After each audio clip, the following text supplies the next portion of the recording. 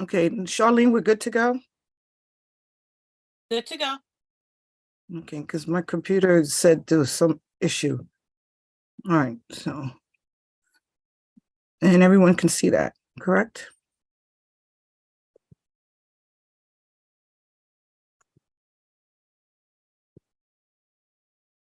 So I'm going to remind everybody we're going to start in a minute. Please put your names, your district in front of your name.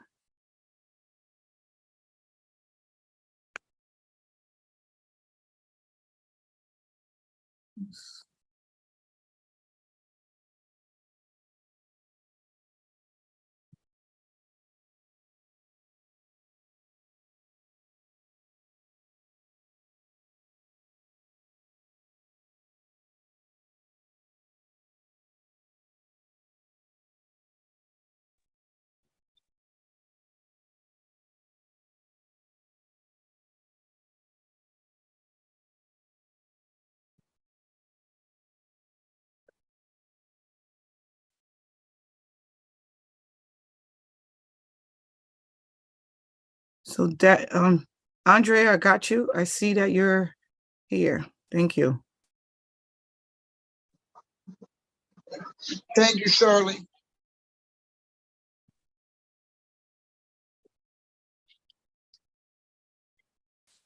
All right, just give me a minute. I want to see if we got quorum here. 1, 2, 3, 4, 5, 6, 7, 8, 9. Good morning, everyone. D24 is on. Yeah, we have not done roll call yet. Thank you. Oh, sorry. I'm saying good morning. It was just part of that. Sorry. No, Manny. Good morning. Just give me a minute. I think we have quorum, but let's give me a minute. I'm going to put the attendance form in the chat as well. Please fill it out as well.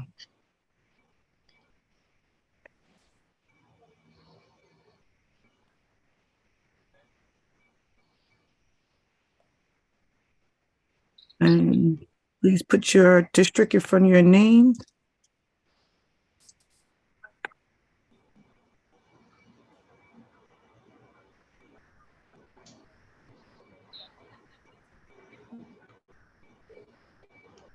And I'm going to ask everybody to mute themselves.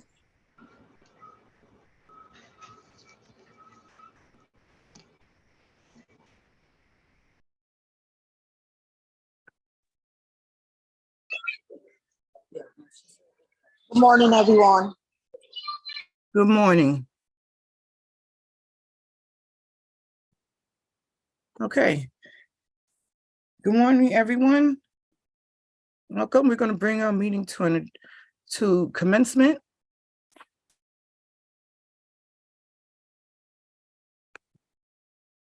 Today is Thursday, May 11th. It's our May general membership meeting.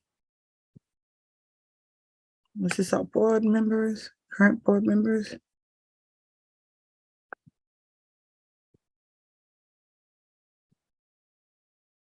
You know, we last month we celebrated different various religious holidays and the welcoming of spring. I hope you had an enjoyable spring break.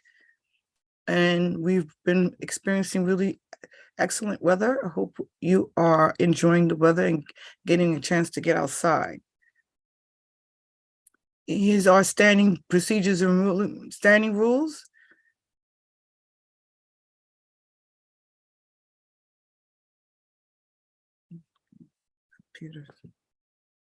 So summarize.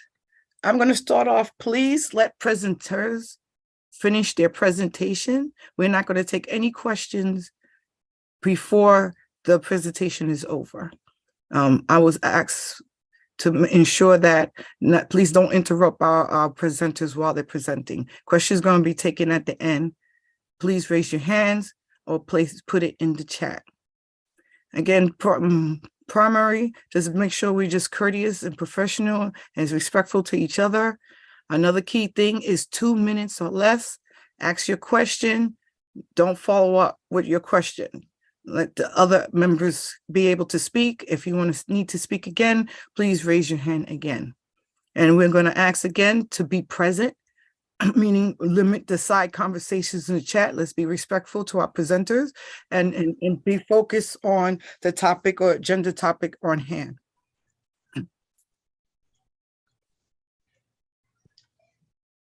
Again, I'm about to take roll call. Please place your district or borough president's council or city council in front of your name. So we're going to start with Staten Island High Schools.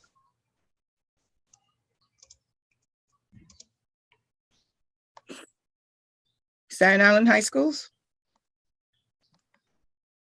Queens High Schools is present. That's myself. Manhattan High School. Manhattan High Schools.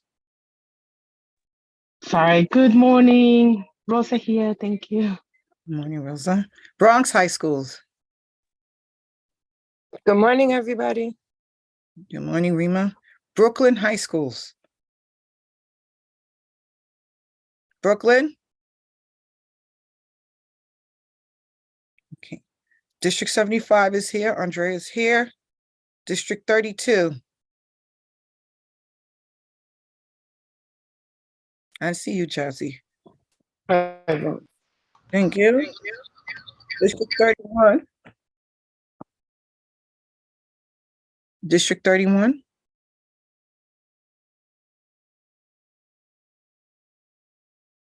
Okay. District 30.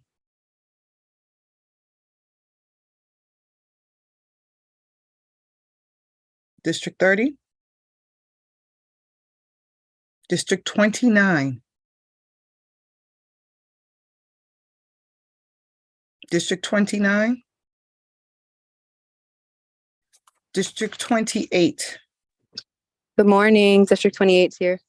Good morning, Alicia. Andrea, Adriana, I'm sorry. I'm going. All good. 27, District 27. Good morning, District 27, present. Good morning, Melissa. Okay, District 26 said they're not going to be here, but I'm going to just call District 26. District 25. District 25. Anybody see Francis? Okay, District 24 is here. Good morning. Good morning, Maddie. District 23.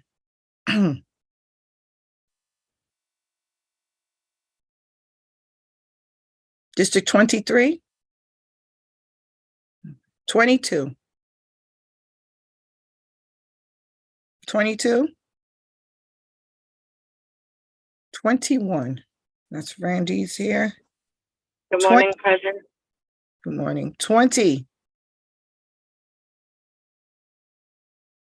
District 20. District 19.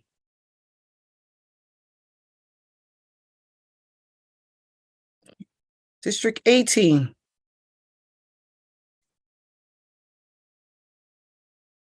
District 17. Here, good morning.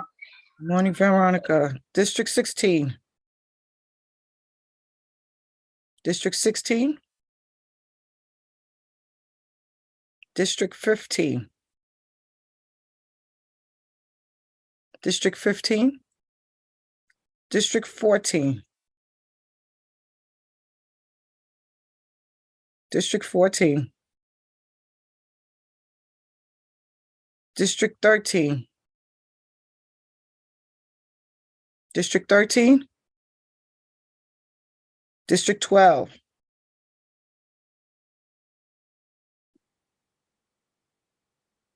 District 12. District 11. District 11. District 10. Good morning, everyone. Maria Villalobos, District 10 present. Morning, Maria. District 9. District 9. District 8. Good morning. Morning, Angela. District 7. District 7. District 6. Good morning. District 6 present. Thank you, Louis. Good morning. District 5. Aisha here. Good morning, Aisha. District 4.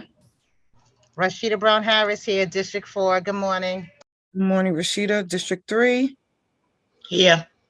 Thank you. And District 2. Districts 2. Anybody see Leonard? Okay, District 1.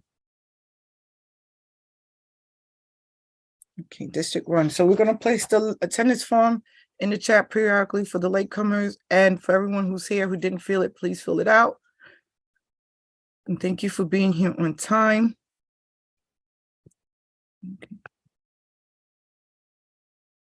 Okay, so our agenda is going to change a little bit. So we're going to have our normal CPAC business and updates to give. Then we have Sean Slevin for Swim Strong Foundation. We're going to have our face updates. Instead of school leadership, we're going to have interview education speak. Then we're going to have Sarah Kleinhander and Nadia from the Office of School Enrollment to talk about elementary, middle school, and high school waitlists. At 10:40, instead of Mosaic curriculum, we are going to move up Green Apple's Family Engagement Initiative. Then we're going to hear from the Chancellor, but Kenita Lloyd is in his stead today. And then we're going to hear Senator Jabari Brisport.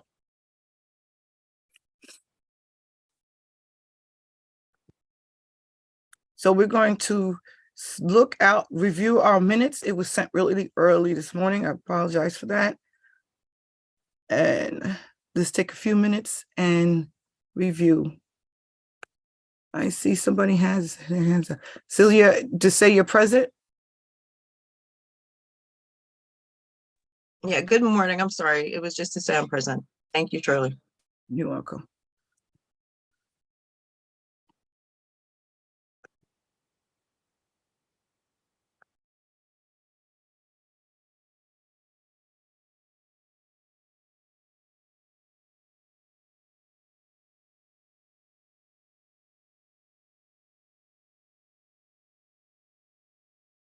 Francis, I got you, unless you have a different question.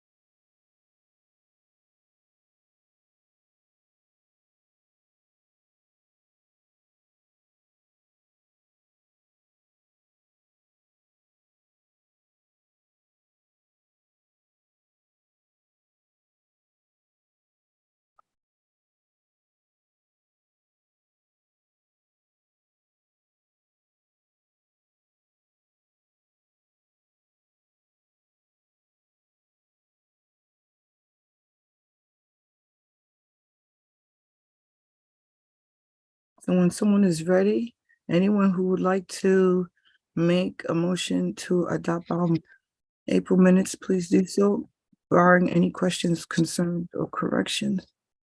I motion that we approve the April 2023 minutes. Okay, that was District 6. Thank you. District 28 seconds. Thank you, District 28. Anyone oppose us adopting our minutes for the record or abstaining? All right, thank you so much. Our April minutes has been adopted. Okay, so our announcements. So we had a special meeting on the 9th, this Tuesday, on the proposed amendments. We had our discussions, and the proposed amendments that were at that meeting were adopted. This information, the pandemic EBT, has been issued out. We'll talk a little bit more a little bit later. Our wellness committee has a question for you. Did you know? We'll speak about that a little later.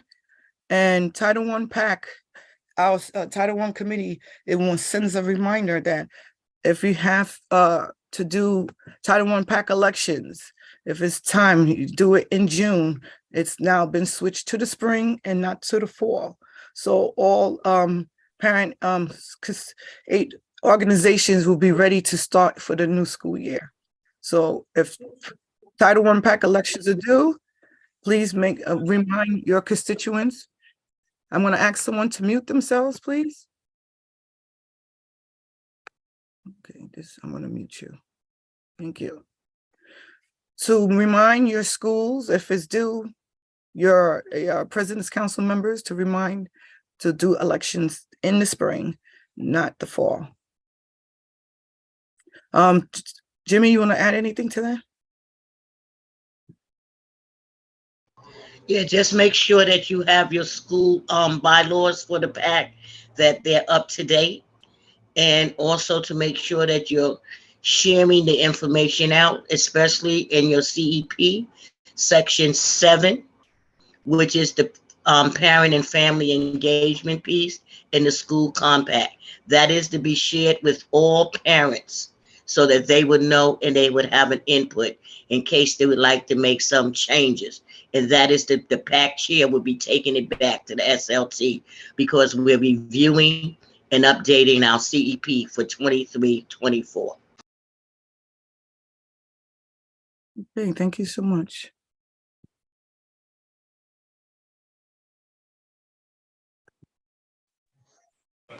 Bear in mind with me, my computer is okay. So pandemic EBT, so a distribution as of May 3rd.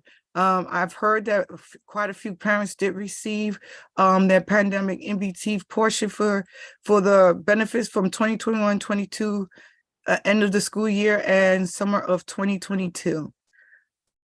This was emailed to everyone. It's on our website. You can visit www.connectebt.com, or you can call 888-328-6399. You could also call the Pandemic EBT Food Benefits Helpline, which is 833-452-0096. Francis, you have your hands up? Yeah, I have a question. I know that this information, we have it here at this level of CPAC, but the schools never give this information out to parents because they say it has nothing to do with them. So how is this being trickled down to parents who don't attend these types of meetings? You have because that's the whole purpose of having CPAC and President's Councils. You're responsible to trickle down to your membership. Your membership is supposed to send it to their schools. And that's why we also put it on the website. We're here representing our President's Councils. So when we go to have our President's Council meeting, you are sharing this information. Some of us, once they get the information, don't wait for the meeting, they send it to their mailing list. That's how it should be trickling down. That is part of our role and responsibility. Okay, thank you.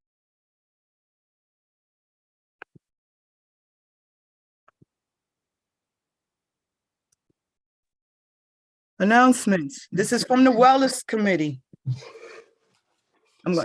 Did you know there is a Respect for All committee?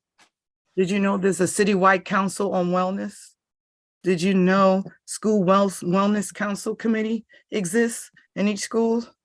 The Wellness Committee wants to let you know, don't worry.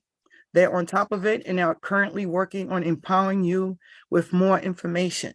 So when we get to those updates, they had their meeting yesterday. And if I'm kind of curious, we don't have to, how many people actually know that these existed, but the Wellness Committee is on it and we'll come back with more information to share.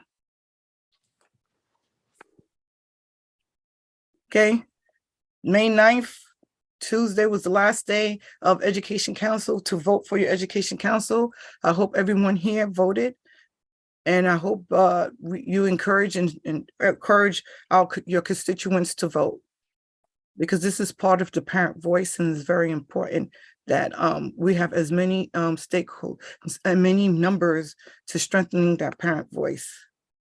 But now that we can fully concentrate on spring elections, even though there was citywide council and community education council elections. Spring elections been happening for PTAs since April.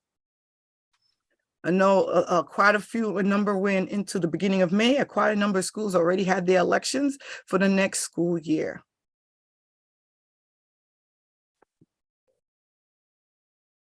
So working groups, I am going to, again, the A655 working group has resumed. They're going to tackle the A655 by sessions. And when we have our next meeting, is going to be about school leadership team rights and responsibilities. Comprehensive education planning tool for New York City. Again, the CEP. We had a meeting 2 Thursdays ago. So we talk about new professional learning resources, which for next year's CEP in the I-Plan. You can find that in the I-Plan on the first page. Timeline for 2023 and 24 DCEP was discussed again. Well, that was discussed this time. And then we viewed again the 2023-24 template for the next year's CEP for SLTs to use.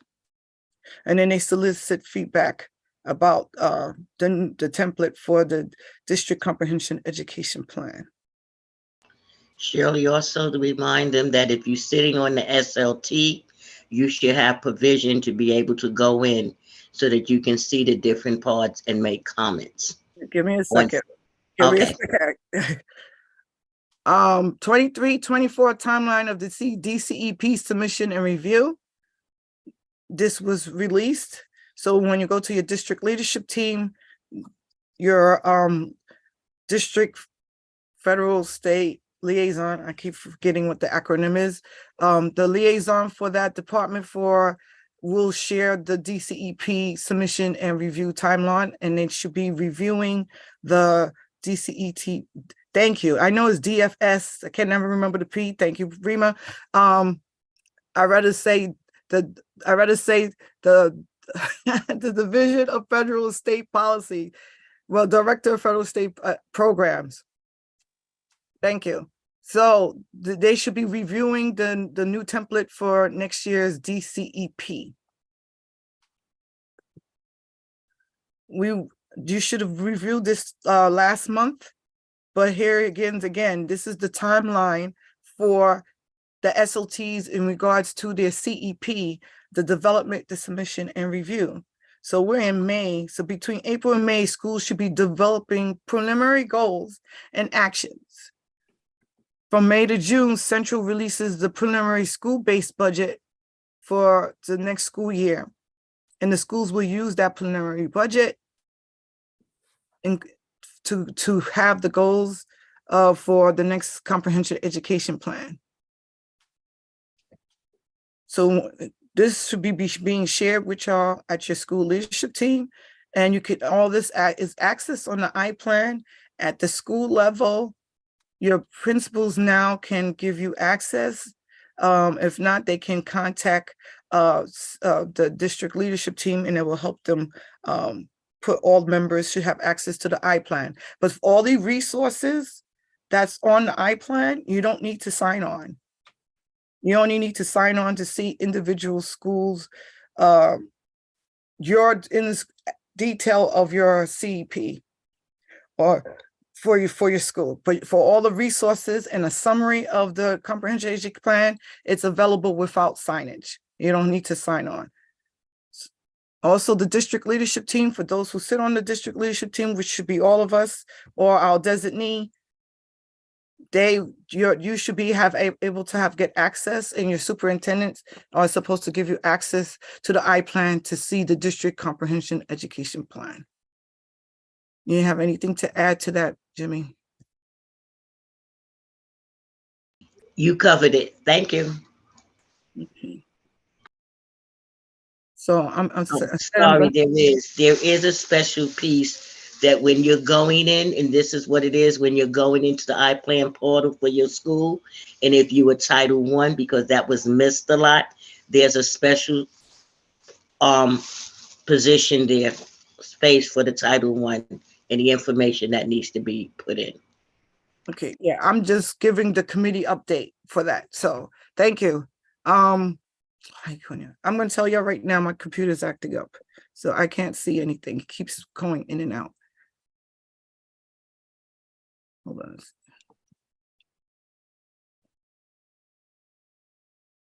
Zoom is acting up. It's the Zoom. Hold on a second. I'm gonna stop sharing.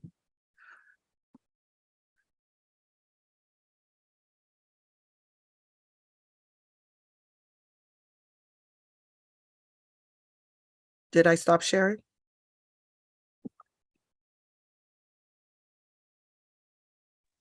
It looks like you're trying to stop sharing, but it's like Yeah, stuck in the middle. I'm getting a message from Zoom. That, It looks like it's stuck in the middle. Like we don't, like we see Yep. your, yeah. I'm trying to. Okay. This is what happens with technology. This is Zoom. It's Zoom that's giving me the issue. Oh.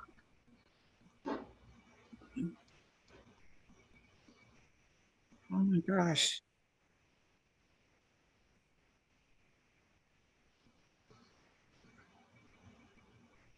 Okay, after I gotta, hold on a second.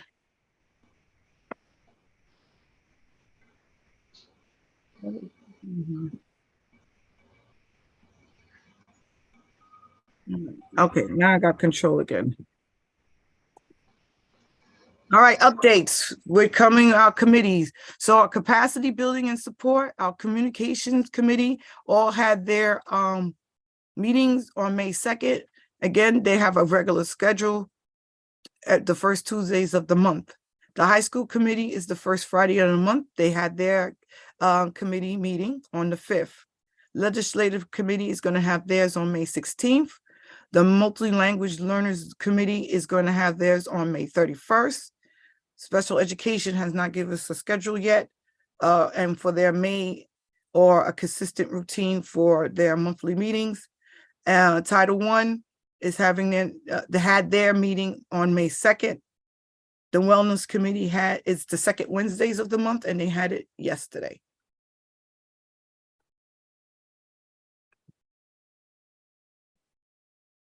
Okay, so we're going to move to our first speaker. We have Ms. Sean Slevin from Swim Strong Foundation to speak about the importance of why our children should learn how to swim. So at this time, Sean, I give you the floor. Hi, good morning, everyone. Can you hear and see me? I can hear you, but yes, I can see you. Okay, super. Thank you very much. Thank you, Randy and Shirley, also for this opportunity. And good morning, friends. It's good to be in front of you again to share a brief update about what's been happening in our work at Swim Strong Foundation. You may remember that Swim Strong has been bringing affordable swim skills to New Yorkers since 2006. We've taught more than 10,300 people how to swim and given more than $1 million in free swim lessons to families in need.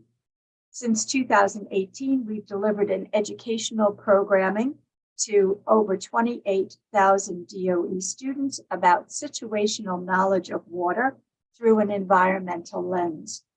Since 2021, I've been advocating for legislation which promotes the adoption of water safety training in our public schools throughout the state. Frankly, we all need to understand water from a much broader perspective than our traditional recreational and swimming point of view. We are seeing our water levels rise 1 to 1.5 centimeters per year, which will lead to 30% of New York City being underwater by the year 2050. We've observed our storm activities not only increase in frequency, but also in strength and intensity. And as more of our waterfronts are being developed, we have far more access to many types of open water, but not necessarily the knowledge of the risk associated with that particular body of water.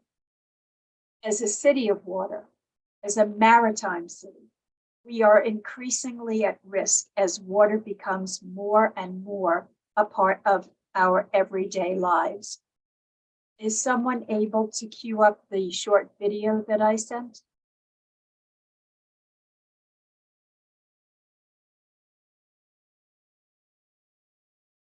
You're muted, Shirley, if you're speaking. Yeah, I'm gonna try to see if I could bring it up. Give me a second, but the computer's Sure. my computer's acting up. Sure Hold on. thing. If it's a problem, just let me know and I'll kind of talk to it. Where am I going?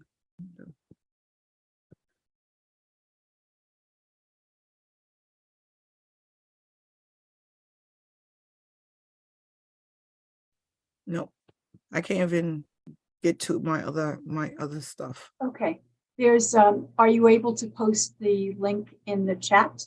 Well, I'm trying to get into the email. It won't open up. Zoom is not letting me do Okay. anything. Shirley, do you have your, Sean, are you able to share your screen if you can pull up She your, can't do that. That's why she's asking me to do that. oh, okay. Yeah, thank you, but I might be able to share the link in the chat later. Okay. After the presentation and continue. So I'll just speak a little bit to what you'll see in the presentation, some of the statistics that you might not be aware of. So did you know, speaking of did you know, right, from your earlier comments, did you know that a person dies every 70 seconds due to drowning on a global basis? That for every death, there are now actually 8 more people who are suffering terrible losses, brain and spinal cord injuries due to water-based accidents.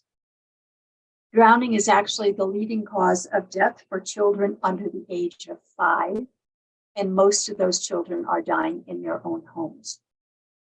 Drowning is the second leading cause of death for children 14 and younger, with children of color drowning 3 times more in swimming pools and 5 times more in open water than their Caucasian peers. And as striking as those statistics are, for me, which is the most telling, is that actually 95% of those tragedies were preventable. So I'm sorry to tell you that New York City is actually an aquatic desert. We simply do not have the infrastructure at this time to support the teaching of swimming skills to the level that we need. In addition, swimming lessons are really hard to find. They're very expensive and often difficult to access. Education about water, on the other hand, does not have those barriers.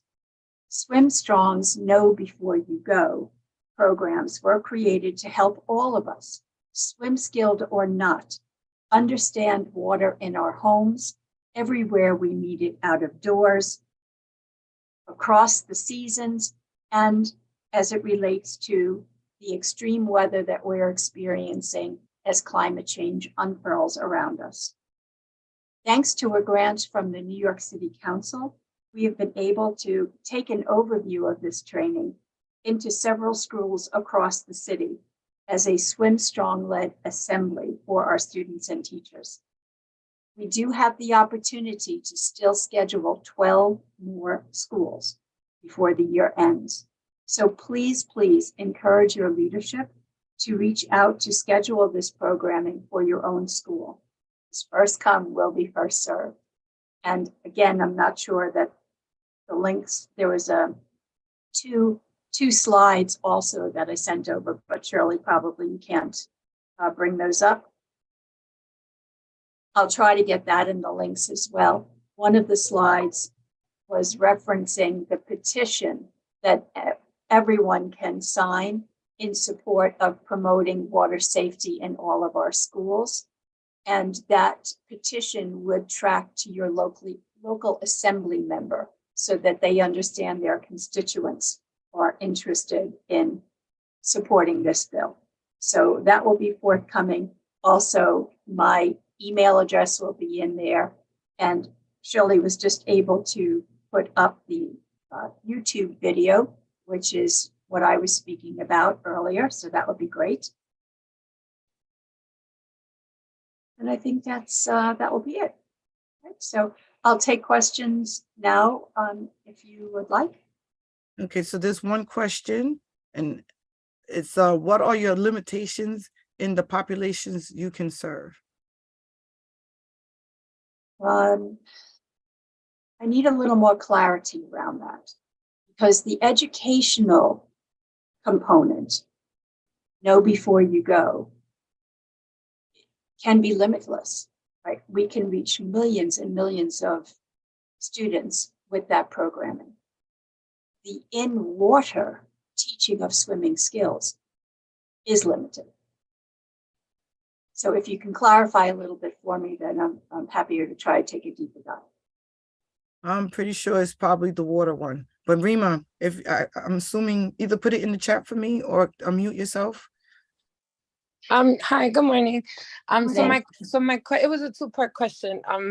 My first question was, how do you educate students with disabilities? And then the second part was, what are your limitations?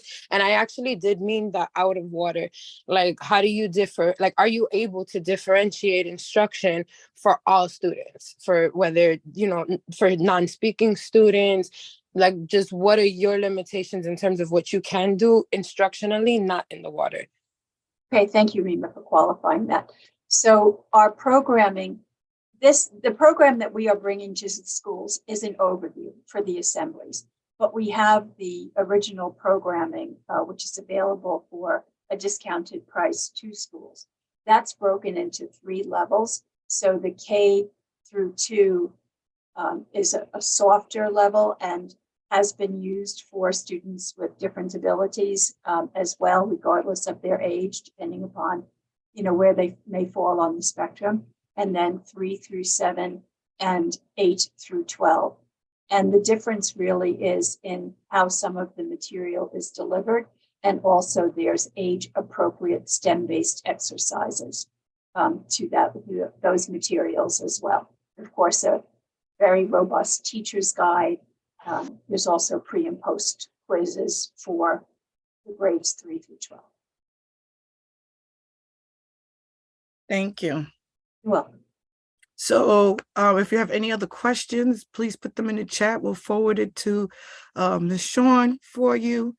I would like to move on to the next so we could stay on schedule. Let me see if my screen is going to share. Everyone is still, oh, now it's not even here. Hold on a second, stop sharing. It came out, hold on a second. I'm just going to jump in with Ellie, Mr. Ellie from Interview Education. I'm going to give you the floor, and you have the capability of sharing your screen. Thank you, Shirley. Good morning, and good morning, all district leaders and everyone on the call. I'll share my screen. My name is Ellie Goldman, and I'm here presenting with Interview Education, specifically our course, which is designed to help high school students prepare for college applications by writing high quality personal statements. And our course is called Not Just a College Essay Course. I'm going to go through a few slides that present information about myself and about the course, and then end with a call to action if you feel like this would be an opportunity that could benefit students and families in your district. So who am I and why am I doing this? For the last 7 years, I've been a teacher in high schools. I started teaching in Teach for America in Chicago in a charter school that was very centered on test scores and data tracking and standardized learning, which has its benefits, but also has its drawbacks. And as a teacher, I noticed, and as a student, I noticed that schools offer students and their families a lot of resources and space to know their test score value or to know their GPA value, but not always to know their human value.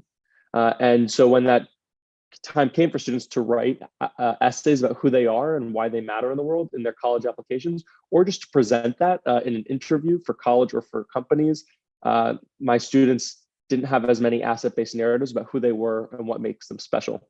And so my focus as a teacher has always been about asking students and empowering students to think about who they are and what their value and what their values are, and how they can express that, both with their voice, but also with the pen or with keyboards now. So I'm a co-founder of Interview Education, and I'm the teacher of Not Just a College Essay course.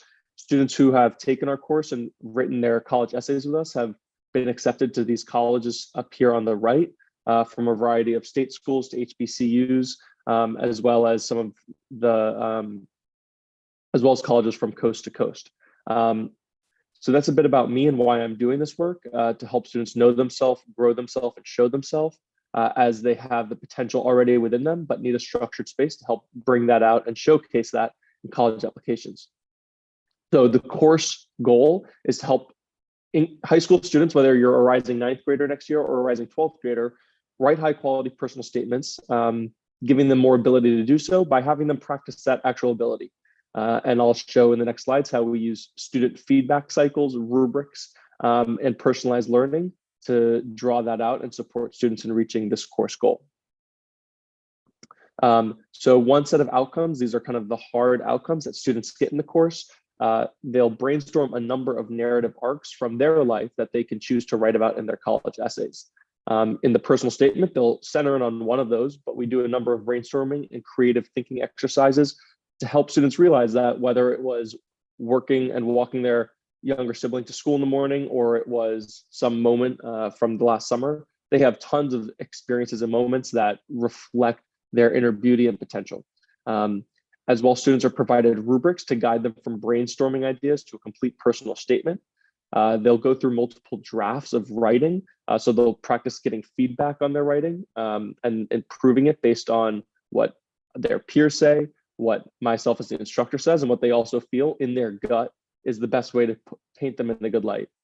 At the end of the course, students put together a visual presentation to showcase their personal statement. So it's not just about writing, but it's also about speaking and being able to talk about yourself.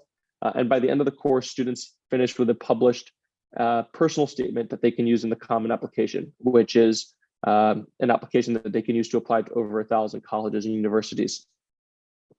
The second course outcomes, which are the softer outcomes, relate to college and career readiness, a better ability to give and receive feedback, which is something that we as adults are used to doing in our jobs, but that students don't necessarily get time spent training for in high school. A better ability to self-reflect, to communicate your uniqueness through writing and discussion, as well as leadership and communication skills. And I try to encourage students to think about the personal statement as this image on the right. This is the challenge we all have in expressing who we are. And on the left, this is just what people see when they look at us, whether we're a high school student or a parent, they see what's on the outside. But as you see, her looking in the reflection of herself, she sees all this beauty and strength within her, and students have that within them already. And how can you best express that and craft an essay that can showcase the skills and the perfection that is already within you? And that's what we focus on in the course. So this is just an overview. I'll go now into the logistics of the course, when it happens and how it happens. It's an 8-class course that starts with choosing topics and writing first drafts before students enter a writer's workshop with their peers. And we start from the high level, like what can we write about, and go more narrow as we move through the course to help them sculpt the narrative of their personal statement, bring their essay to life, have them focus on their authentic voice, and reviewing it so that, again, it's not just a college essay you're going to be asked to present in life, but you're going to be asked to present who are you and why you matter at multiple points. And so being able to stand on your feet and confidently present that is an important skill set that students are finishing the course with. So when do those 8 sessions happen? We offer summer cohorts, as you can see on the left, in the form of 2-week boot camps, which one will run in July, one will run in August. Those 8 sessions will take place over 2 weeks, 4 sessions in 1 week, 4 sessions in the next week, Monday through Thursday. Each session is 90 minutes, and each session is followed by 90 minutes of optional office hours. That's live support time where students can stay on Zoom and get direct coaching and support from myself on how to improve their essay. We also offer school year cohorts. It's the same exact time, but it's spread out over 8 weeks instead of 2 weeks. It's a little harder to do kind of an intensive boot camp during the school year. Students are balancing a lot more. And so those courses during the school year typically meet on Wednesday nights from 8 to 9:30 p.m. It's a little later because there's students from the West Coast who will also join. And so we want to make sure they have time to get home after their activities. And these run in the fall and winter. If students enroll in the course, they will receive a mailed home care package with course materials, which includes a course book, as well as some food and a handwritten welcome note for myself. So again, the course is 8 1.5-hour classes. That's 12 hours of live instruction. And then also included is the same number of time just as optional office hours, which is a nice habit for students to start to practice advocating for themselves and going when they need to, as that's what happens in college and in life. The traditional cost of the course is $500 per student, which will range between $21 and $42 per hour, depending on how you use the live time. I do want to highlight that we have a community incentive initiative, which reduces the course in half to $250 per student if 4 or more students want to join from the same community or the same district. And there's financial aid available upon request. And one of the things I'll share at the end, but if this is an opportunity, if this is a course that you think could benefit students in your district, I'm very flexible and willing to customize a cohort as well as a price point that would enable as many students as possible to benefit from, to participate in the course and write personal statements with us.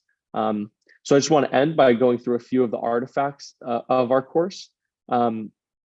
This is an example of the rubric that students receive to guide them through writing, to make sure that their essays, express the challenges they went through in their life, but also talk about the effects, how are they affected by those challenges, and to make sure it doesn't end just at challenges, because a lot of times we have a lot of deficit-based narratives about ourselves, and if we can't then articulate what were the actions we took and the values we took that show our future potential, we won't be as compelling to whatever audience we want to listen. So students are also including these in their essays.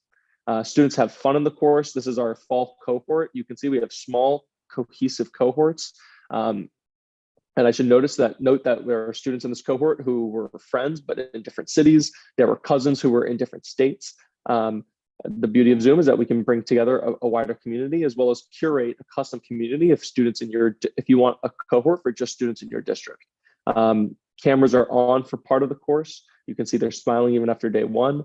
So it's a fun, light environment. Even though I'm talking now in the course, students are talking for 95% of the time.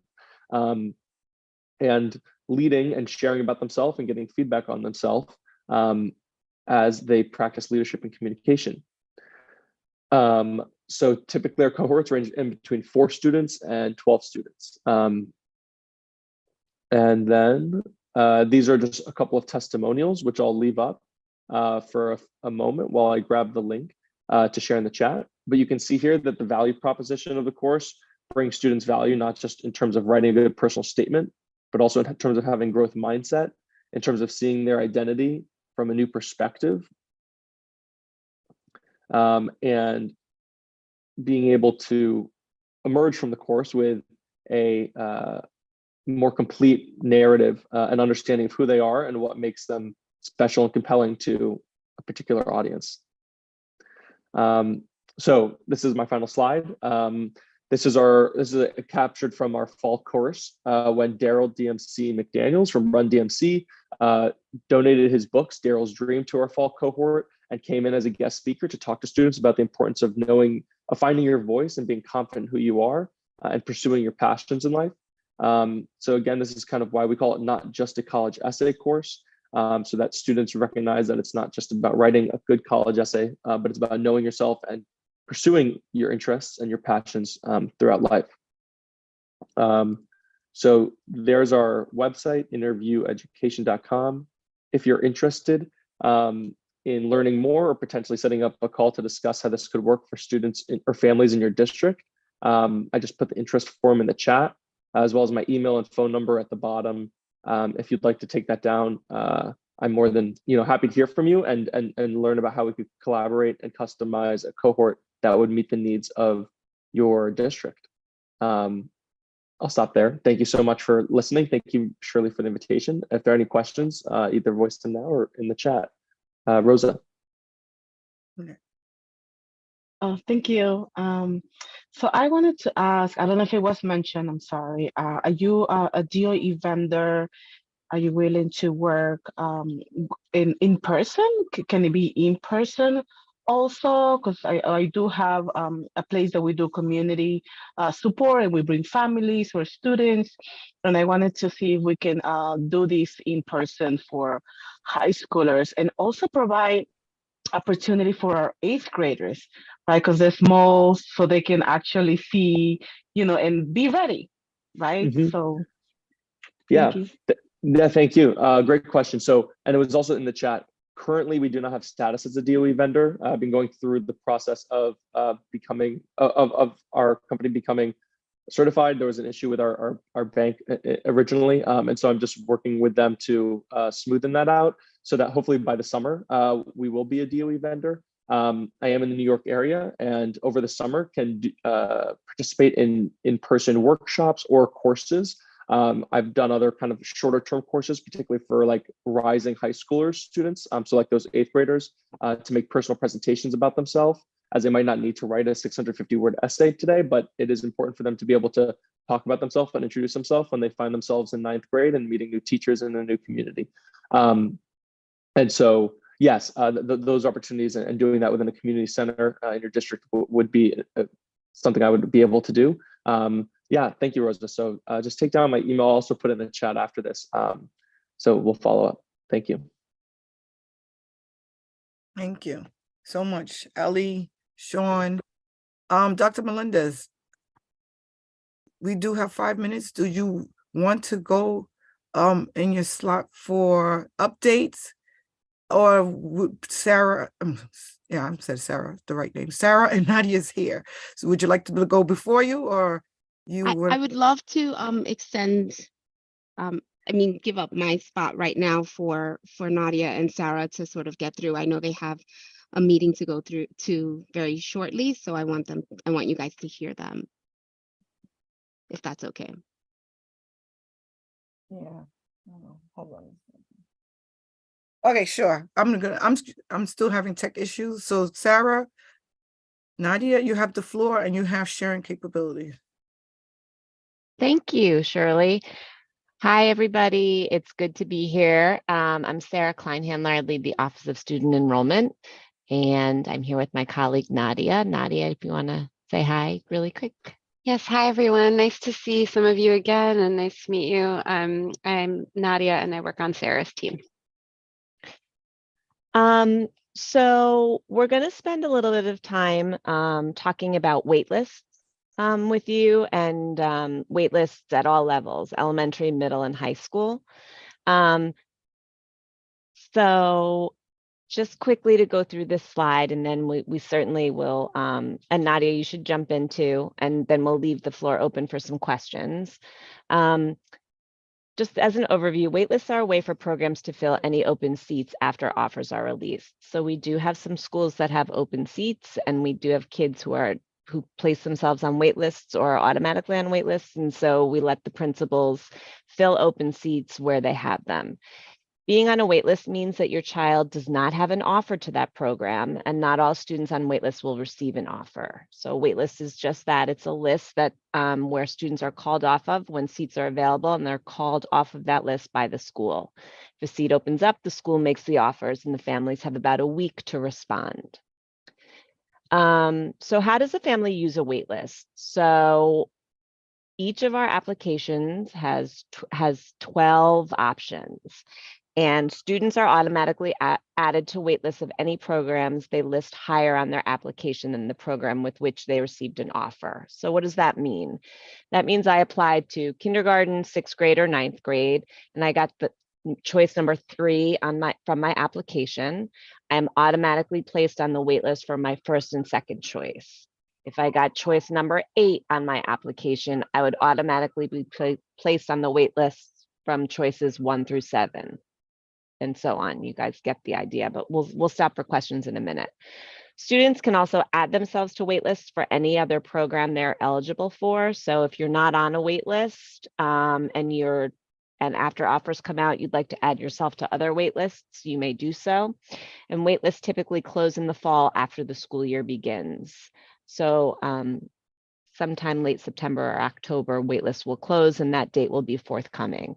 New this year for high school, what we did do, we heard this from feedback that we, through our engagement process last year, we provided information about the number of waitlist offers middle and high school programs made in the past to give families more context about their waitlist position and chances of being called off of a wait list.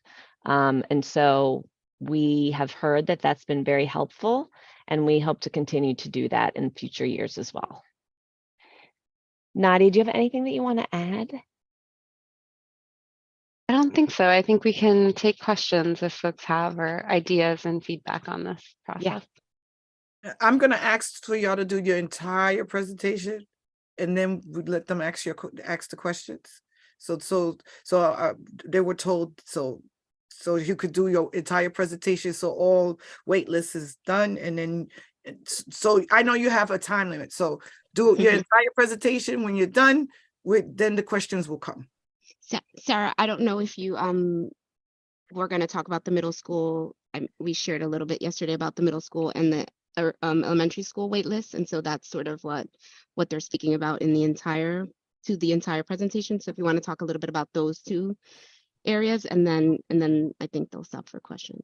Yeah, so the slide that I just went through is relevant for elementary, middle, and high school. So everything that I just spoke about happens for kindergarten, for 6th grade, and for 9th grade as well. The new for high schools is what we did in terms of the information that we put in my schools for families to get a better sense of their chances of coming off of a wait list. So Shirley, we're sort of done with the wait list presentation. And so we are happy to take questions. Thank you, Sarah. Yeah, of course. So I don't think I saw any hands. There we go. Francis, you have the floor, District 25. Hi, thank you for being here, Sarah. I have a question. I noticed that on these applications, they say they are priority groups. Can you list what the priority groups are? So yes, we can talk a little bit broadly about what priority groups are in our processes. So typically priority groups are most common at the elementary and middle school levels. And what it basically means is that students are admitted in a certain order. Your typical elementary school would admit zone students first. And so you would see that the first priority group is zone students, followed by students in the district, and then followed by students who are outside of the district and applying. So essentially they are just ways of grouping students for admissions into a specific school. We have all of our priority groups for each process listed on every school's My Schools page, as well as on our website, because they typically follow kind of standard priority groups. Does that help clarify? Oh, I didn't know if I know about the zoned and stuff. I was gearing more towards priority groups as far as IEPs. Are those considered priority groups, ELL? I was just curious. Yeah, Sarah, do you want to respond here? So every school has a certain percentage of seats set aside for students with disabilities. And so if you are a student with disability applying, you are considered for that separate group of seats. There is talk about that to do that for perhaps English language learners. Right now, we don't have a set aside seat for English language learners, but we are talking with the the multilingual learner office about that. But for students with disabilities, each school has a specific number of seats set aside for students with IEPs. The only exception to that is at the elementary school level, where most kids are served. Right. Most kids with an IEP are served at their zone school. Yeah. Thank you. So there's two questions in the chat. The first one is any updates on specialized program wait lists like NEST, Horizon, etc.? Oh, that's a great question. We can talk about that a little bit more. So there's a wide range here in terms of like what we're planning on for these processes, but for Nest and Horizon, who's eligible for those programs is managed by our partners in the special education office, and we get clarity from them on who's eligible to apply and participate in admissions for those programs. Horizon actually isn't one of the programs that's in our admissions process right now. Nest and ASD ACES programs are. So those are really up to the special education office, whether there's waitlists available. Do you mean, oh, so sorry, I just realized this is REMA, so we've talked about this a bunch. So we're still working on that, making that available for future admissions processes. That's still in the works. But one of the main things we're working on right now is trying to get all of these programs in the directory so that folks can at least see on a map where they are, and then start to build out what content is in those directory pages, like what we talked about previously. Thank you. The question, hold on a second. Something about siblings I saw. Where does sibling fit into the tier you just explained? I think that was about the priority groups I was talking about. Yeah, so so siblings are usually prioritized ahead of non-sibling applicants for elementary and middle school. So a zone sibling would be ahead of a zoned non-sibling, if that makes sense. Because for those processes, we try to keep families and students together as much as possible. Okay. The next question is there groupings according to grades? And I'm assuming this is waitlist. Can you speak to that? Nadia, do you want to go over the high school admissions? I think that Yes. because if I'm reading that, it's about grades, tiers. Can you speak about that? Yeah. That's the one you're reading, Shirley? Not Yeah, waitlist, sorry, that's my question. Oh, Not hi, Yeah. Nancy. waitlist, just general, sorry, Nancy, Yeah. team, President's Sure. Council. Yeah, it says I've heard. Okay, so we're speaking about waitlist. How about we? No, answer not all the wait, questions? oh, okay, I'm sorry. They're here to speak about waitlist. So let's answer all the questions about waitlist first, and then we'll go to other office of school enrollment questions that Sorry about that, no. Shirley. Okay, so where families couldn't apply during the that's the state where families couldn't apply. Rima, please explain that. I'm assuming if they missed the application deadline. No, so they just announced a bunch of expansions for Nest, a bunch of new sites, but the application process for middle school doesn't align with the dates for opening new programs. So any new Nest programs that are opening for September were not available to be applied to during the application period. So now the application process is the wait list. So I wanted them to kind of talk about, now that we're in the waitlist period, what's the update as far as those new programs being listed and how families apply and how they'll be prioritized since it's as a waitlist and not an application?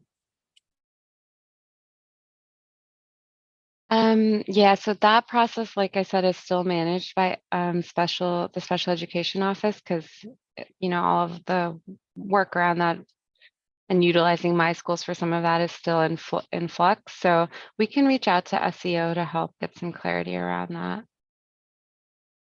If that's helpful, Rima. Thank you.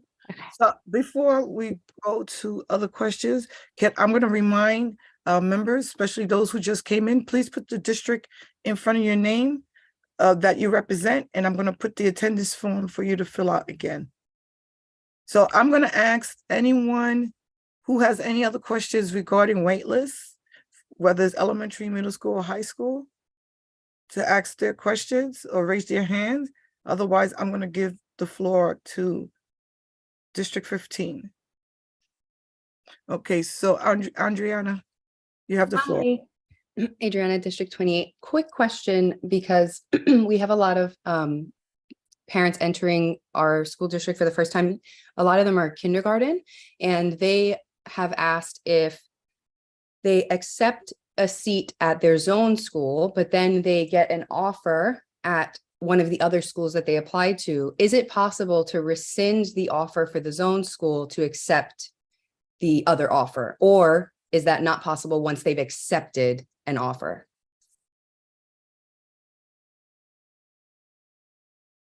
Thank you. Yeah, if anytime you accept a waitlist offer, it replaces the previous offer that you had. And there's Automatically. yes. So there's no need to worry about, if you went to your zone school and registered, you should definitely do that if that's the offer you have for now. It doesn't prohibit you from getting a waitlist offer in the future. Thank you. Thank you. I'm going to give the floor now to Ms. Cruz. Thank you. Sorry, I came in late. I had a bit of an emergency. I'm sorry if you covered this already, but how are parents informed that they received a notice that they are getting an offer to their wait list, a school in their wait list? How are they informed? So schools are responsible for managing their own wait list, so they would reach out to the family. Typically, they can make an offer directly in my schools, and that prompts an email going to the family. But typically, lots of schools will call the families as well to just get in touch with them faster and make sure that they're aware about the opportunity. Because I've heard of families like missing an email, like it got buried and then they didn't get a spot because they missed the email. And so I'm just wondering if there's like follow-up, or is it just, that's the email, you don't respond, that's it? Yeah, I mean, so that's really for the school to determine because it's their purview. I think some schools might just send emails, and we really try to encourage families to like keep an eye on their email. All of our My Schools communication is through email. But also, if the family doesn't have an email attached to their application, because lots of families apply through their counselor or through a family welcome center, then the school would, call the parent and reach out, try to make sure that they get the notification in another way. So is there any Nancy, there's no back and forth. You gotta. Right, you told me that. I know that. Sorry. Okay. Okay. So I'm sorry, so we have to respect everybody's time. I apologize. I'm a talker. Sorry about that. So just please put it in the chat. I don't see any other hands. What's your follow-up question? Because from my understanding, Nadia's response is it's up to everyone who has an issue about making the offers must contact the school. The school is responsible for the communication and how they communicate to their offers on their wait list is determined by that school and not the Office of School Enrollment. Yes. Is that correct? That's correct. Okay, Yes, so I guess Shirley, that's Nancy, correct. yeah, so I think Nancy is saying going on into the future, is there any process of changing how that communication works? Is that your question, Nancy? I see in the chat. Yes, it's like a states' rights thing here. It seems like it should be more federalist. It should be like a uniform response to make sure that due diligence is happening. There are families with different kinds of connectivities and different kinds of pressures in their lives. And one email and you miss it and that's it, too bad. There seems like it just seems, like it needs to be changed. Right. Well, one thing, sorry, should we not yet. respond? Okay.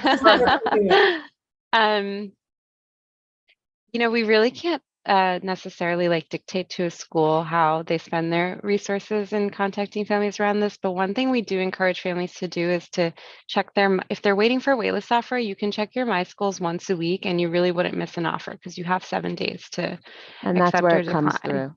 Yeah, and so sorry. you would see that you could constantly be checking your position as well because your position could change. So as the family's getting closer to getting an offer, if they're number 3 on a wait list, they might want to just check once or twice a week and they'll be able to see it right there in My Schools. And thank you for that, for Nadia. And we can always have conversations. We can have other conversations with the Office of School Enrollment. They have taken and heard some of our voices and implemented some of those changes that was feasible and doable. So we greatly appreciate it. And we greatly appreciate Sarah, Nadia, and your team coming to CPAC upon our request. We take that so much, and it's very important. You know, all the anxiety with Yes. transitioning and admissions and wait lists. So it's always an anxiety for those families. So Yes. we really greatly appreciate it here. And so if we have any Thank other you. follow-up questions, we will forward it to Christina. Christina will forward to the appropriate, and as in regarding to any of our presentations that we have so far. So thank you, Sarah, Nadia. I know you have a Thank meeting. you for having. Thanks No, for having us. no, thank you. We'll see you guys soon. Good. Bye. Okay. Bye. Right. So, Christina, you always stay with us to the end. You got such a beautiful smile. Can I let one green apple go first? And then, thank you. You're the best. So at this time, one green apple is going to talk about their family initiative, family engagement initiative. We have Joe Frattoni to speak to us about that.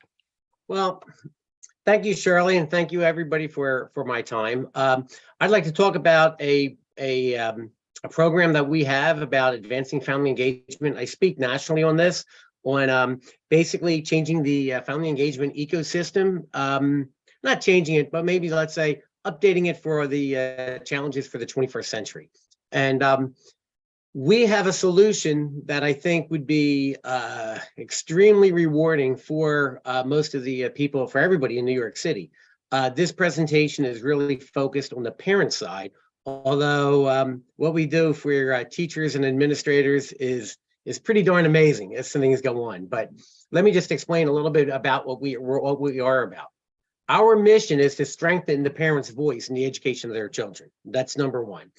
We understand the importance of family engagement. We all know family engagement is important in a child's success. Teacher effectiveness is compromised by the lack of family engagement. But in order to make any real difference, we need to be able to measure that correlation between family engagement and student performance, because without that, you can't manage what you can't measure. If it's not measurable, it's not fundable. And if it's not fundable, well, guess what? We're stuck in the same position where we've always been about how do we really make an impact? So in order to do that, we need to measure the resulting students' achievement. Our approach is to treat all constituencies with care and respect, starting with the families. We want to develop a platform that supports understanding and transparency, that everybody sees everything instead of these silos of information and not being able to get to that stuff. And then probably one of the most important things is to develop impactful analytics and information, ways for everybody, even at the parent level, even a parent with a second grade education coming from a different culture can understand the information we're talking about.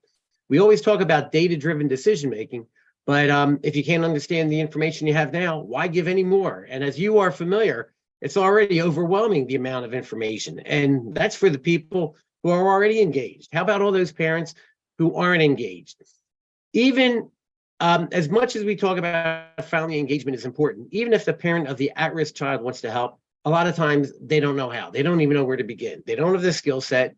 They don't have the technology. They come from a different culture. They were at risk themselves.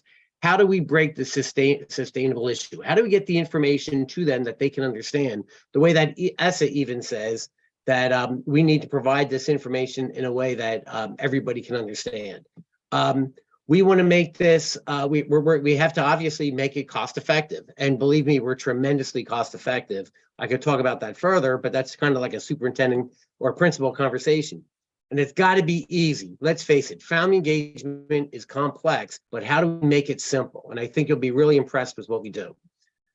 So what are the challenges of family engagement? Number one, a lot of this, as I've just pretty mentioned, parents have a lot of parents have low levels of school-related skills. We've all seen how hard it is to get people to come out to our schools for the various meetings, et cetera, right? They're overwhelmed by realities, transportation, extra jobs, families are broken.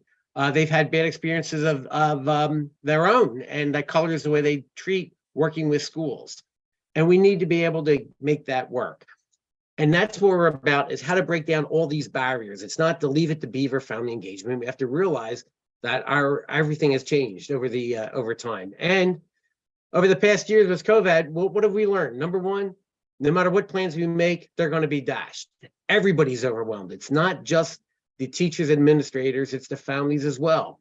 The disparities and the achievement gap are really highlighted. We need to be able to see that, that difference. How do we correct this? It's obvious now, real obvious. And we can't keep going back to normal. So out of this, what lessons have we learned? Is number one, the roles of families in education is increasing. We've got to be able to come up with a way that's simpler, easier. And even as I heard Shirley earlier in the conversation, someone says, how do we get this out to all the parents? Well, how do we reach all these parents, right? This is important. And as such, parent coordinators can have a greater impact. And how do we make that work? I'm going to focus more on the parent side as opposed to that. Strong body of research shows that family engagement matters. And we all know what works. However, these methods take too much time, energy, and cost. And therefore, we don't do what we're supposed to be able to do, or what we should be able to do. We look beyond that research, and we look at that the key to family engagement is strengthening the parent-teacher partnership, one of which is these pillars are moving parents up at what we call a parent engagement curve, and I can talk a little bit more about that. Elevating the role of the parent as a partner, that real true respect. That means building trust in communications, and at the same time, measuring this and correlating this to achievement so that that generates additional funds for family engagement. And at the same time, it's a positive thing when families can feel that they have input into their child's success. So what are the questions an engaged parent asks? Number one is, how's my child doing, right? That's pretty straightforward. That's what Gamma tries to answer in a sense. But then it gets into a little bit more detail. Every child is different. How's my child doing according to their abilities, my expectations? I know my child. And how are they doing in relation to all the other kids? How do they fit in? Is this too easy? Is this too hard? And how's the entire class doing? Because we hear about, my daughter's doing fine and everyone's doing fine, yet we hear these standardized expectations or percentiles are really low. Where do we really stand? And then as we're getting involved, how are my expectations as a parent being met in relation to all the other parents? Am I the crazy one, or are we all upset? And that's something even the schools need to see, right? So the concept we developed is a sense of the 21st century family engagement ecosystem. And even as you can see, the UFT has even said that they really like what we're doing. This is really supportive of the teachers as well. This is a win across the board. The key is understanding, what's the word I would use? How currently things are looked at. When people think of family engagement, they typically think of, especially in the ed tech world, of parent communication, teacher to the parents. How do we get the information out? And it's all teacher centric. Well, guess what? Teachers are overwhelmed, and you're not going to get a whole lot if you keep making them do more and more work. What we look at is to change that focus and make it family centric, that this is what it's all about. It's your child. You send them to the school is providing a service to educate your child. It's your responsibility. You need to see this. If I just focus on parent-teacher communication, I miss out on all the other different people out there to help us. The parent engagement coordinator, the parent coordinator, the community-based organizations, the multi-tiered systems of support. We provide the platform for all this, and IT to make this all work. But this isn't where it stands. It even gets a little bit further than that. Besides the teachers, you've got faculty advisors, guidance counselors, coaches, under the parent engagement coordinator, the principal, the district, et cetera. Community-based organizations take care of a lot of those issues that are outside the purview of the educational system, like housing and basic needs, if you will. And we provide, again, coordination for all of this stuff. We provide communication, analysis, and support across the board, which all these lines kind of make it to a safety net for all families. And to keep it simple, as much as this is really complex, I want to show you how simple this works by basically showing you our system, Opus, for what this works. So right now, I'm going to try to do this, a demo off my iPhone. So let's see if this works and see if it comes up.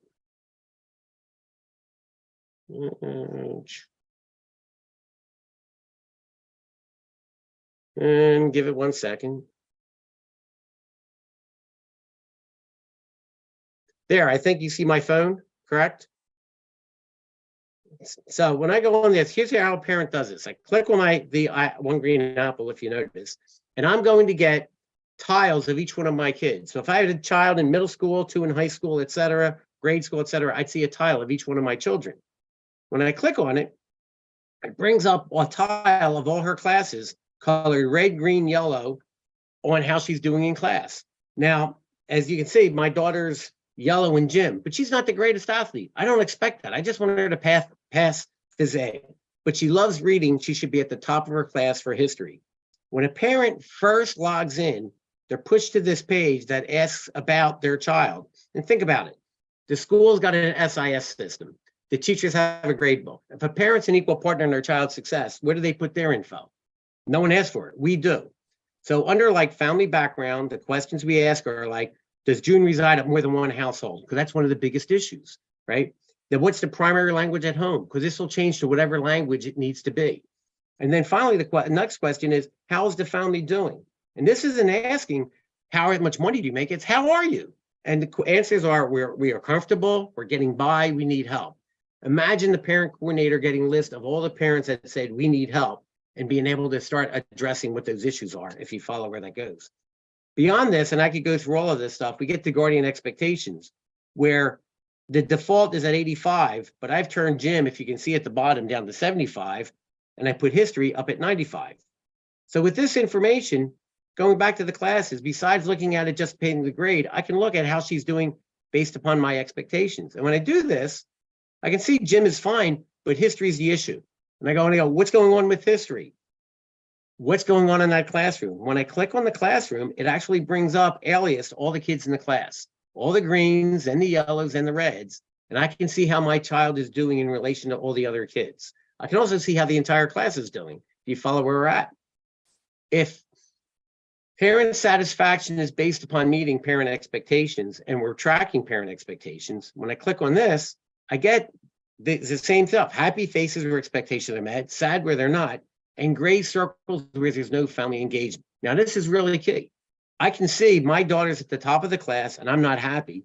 I'm the idiot. I can change that, right? The parent teachers always like to see that. However, there's going to be kids down in the middle where the parent sees something the teacher doesn't, and it starts the dialogue. What do we need to do? Maybe it's an extra 15 minutes of homework. Of tutoring on Thursday morning, or it's making sure homework's done on a regular basis, etc. Some of the kids you'll see like green down below, maybe they have an IEP and they're performing well according to the IEP. But every parent wants to know, where does that put them in the real world, where things stand? And then probably most importantly is, if I'm a gray circle, there's no family engagement. You're always surprised to find out you didn't know what you didn't know. And this basically answers, what do I have to do? And that starts the dialogue. Now, how many numbers have you seen so far? None.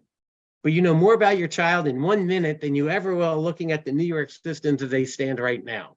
And that's really key.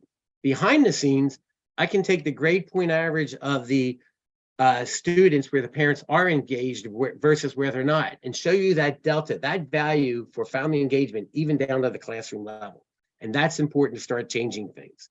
If I want to learn more, I can click on, as I said, the details, and this will bring up all that information that's supposedly in Gamma.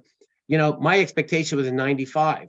She's getting a 93.3. The class current average is an 81.7, so I can see where things are at. I can strip down and see where the homeworks are and, how she's done in all of these things. This is also proactive. In other words, teacher goes into their grade book and they post homework. Our system goes in, who didn't do the homework and sends a note out. Great. Have a smartphone, you'll get a text saying Johnny's late with his science homework. And even if you're illiterate in your native tongue, and a lot of times down in the South with migrant workers, this is really key, you get a phone call that says Juan is late with his science homework. So the first dialogue is Johnny, get in here, Juan, get in here. It's between the parent and the child in support of their education, partnering with what the teacher needs to see. And that's basically the high level of what we do. Now that you have an idea of what's going on, now you've got if you think about this, insight to where the teacher sees your child. You know, my Johnny is an angel, yes, but I've got a classroom of 20 angels. At the same time, the teacher has your insights from home to understand how busy the family is and all the other different issues. So that when I click on this to become a messaging system, it becomes a dialogue, it becomes very key between the parent and the teacher. I can ask questions and we're on the same page. A lot of times, parents, when I click on this, if my thumb will let me, you can read these questions, which tell a parent what they're allowed to ask. And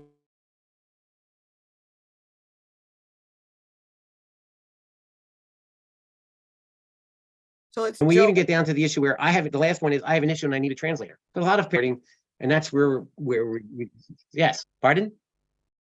Did someone say ask me something? No, because I keep hearing it freeze up. I want to know if it's me or if it's Joe that's freezing up. You broke up. I didn't hear anything.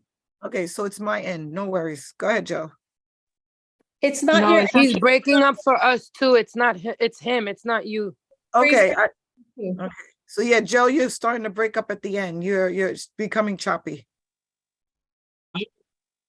Yeah, I think it's Zoom because, as everyone says, it has been doing this this week. Can everyone can still see what I'm doing though, correct? We can see it. It's just that your vocals are coming. Or it's been choppy. Yep. Okay, I think we're freezing all over. Here, what do I want to do If here? you turn off your camera, it might help. Okay. Does that help any? Okay. All right. Well, anyway, did you saw where this was a messaging system as well? Yes, sir. Okay. So anyway, and we dynamically translate this. If the teacher sends a note in English, the parent receives it in Spanish or their native tongue. They answer it in their native tongue. It goes back to English for the teacher. So the teacher could send a note out to the entire class with one click, and it could be translated in 5 different languages. You know, date and time stamped audit trail, which a lot of time makes things very, very applicable, easy to see and stuff. The last thing I wanted to show with this was that if I click on this, you can see where I said about June, right? Oops, I want to go back to this, where I show that the guardian at the bottom is the mom, Martha Claire. But we also have something we call besides mom, dad, the court-appointed guardian, grandma, who's the you know, still raising the kids because mom is still a kid herself out of the cultures that are already out there of how we do things. So that is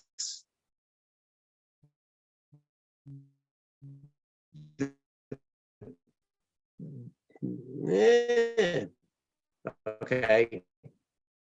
So maybe that should help. Are we okay? Am I frozen? You were choppy, not your screen. Yeah, I've noticed. The question, I see questions. This is something that, pardon? Okay, I'm gonna, Nancy, we have a presenter. It's a guest presenter. They are sharing what they've been doing with family in engagement initiative with other schools, other schools across the country. They have been in talks with DOE. He's just giving a presentation on and of what One Green Apple is doing in family for family engagement. Is a presentation to inform us about what they're doing and showing. They have spoken to people in DOE, but they're engaging a larger audience and get feedback from us if there's something that we would like to see, if it's feasible, if it can be improved. Would this make family engagement between the school and the families better? So this is just One Green Apple giving a presentation on what they do in regards to family initiative. Right now, the DOE is using Gamma and the schools are doing all that. We don't want to get into all that, but this is just a presentation for informative, for information purposes. if I can you hear me now? Yes, sir. Oh, good, because I turned everything off, trying to make it as simple as possible. But basically, yes, we would overlay Gamma. In other words, even that system is too complex for a lot of parents to keep updating. Our system basically analyzes what's in Gamma and will send out text messages to parents to alert them, whatever they need to do and stuff. It's very easy to make it brings all these different systems together into one spot that plays more like a video game than just a metric report. And that's really the key to this. It's extremely cost effective to the school. They get roughly $25,000 a year per student. If you took a 500 student school, we would charge $6,000. But if we increase attendance by just 1%, that would be 5 kids, they'd be getting $75,000 for that $6,000 investment. So it makes a lot of sense for the schools. And we overlay on top of that. And that's what we're all about. Gain support. I'm sorry, Joe. You're totally frozen there. From all individual district parents to contact us to talk at the DLTs or talk. We're a sole source contract, which means that they can just write a purchase order, and that's pretty much it. Okay, so it got chopped up, but I'm going to ask you to send us an email or put information in the chat for us. Sure. Because you've been in and out and choppy.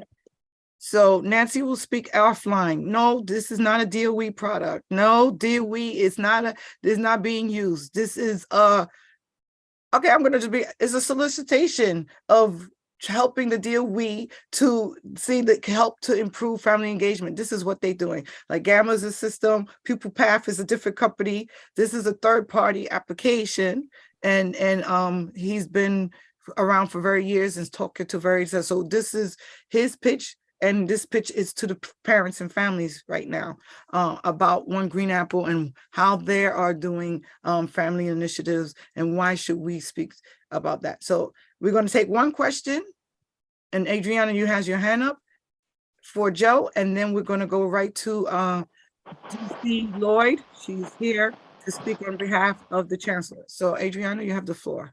Thank you. And thank you, Joe, for the presentation. I have a quick question and then like a half question.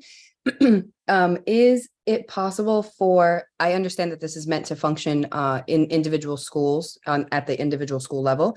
Is it possible for it to also function at the district level because we have family leadership coordinators? And do you do smaller presentations like for parents associations or parent teacher associations at the individual school levels? Short answer is yes to everything. First off, yes, this is a district-wide solution. We sell to the district, if you will. New York City is unique in that the purchase orders come from the schools, but IT is centralized, if you will. Okay, so that makes that a little bit different. We will do presentations at parent groups, SLTs. I'd like to get in front of the principals because that's where we're going to make a difference, and we need to have that insight. So this is not just for at the parents thing, oh, this is the one to have. Nothing happens unless you do anything. So please contact me, make the introductions, and I will chase it down across the board. Okay. Thank you. Thank you, Joe, and thank you for being here and taking the time to present to our membership. And well, thank you for the opportunity. I appreciate it big time. No problem. And our respective stakeholders are also here as well and watching. So now, without further ado, and Christina, you've been very patient and I appreciate it. We're going to have Ms. Kenita, the DC Lloyd of FACE. Kenita Lloyd, you have the floor. Good morning, everyone. It's always a pleasure to be here and in conversation with you. Before I get started, before I end, I just want to, at the top of this meeting, wish everyone a happy Mother's Day.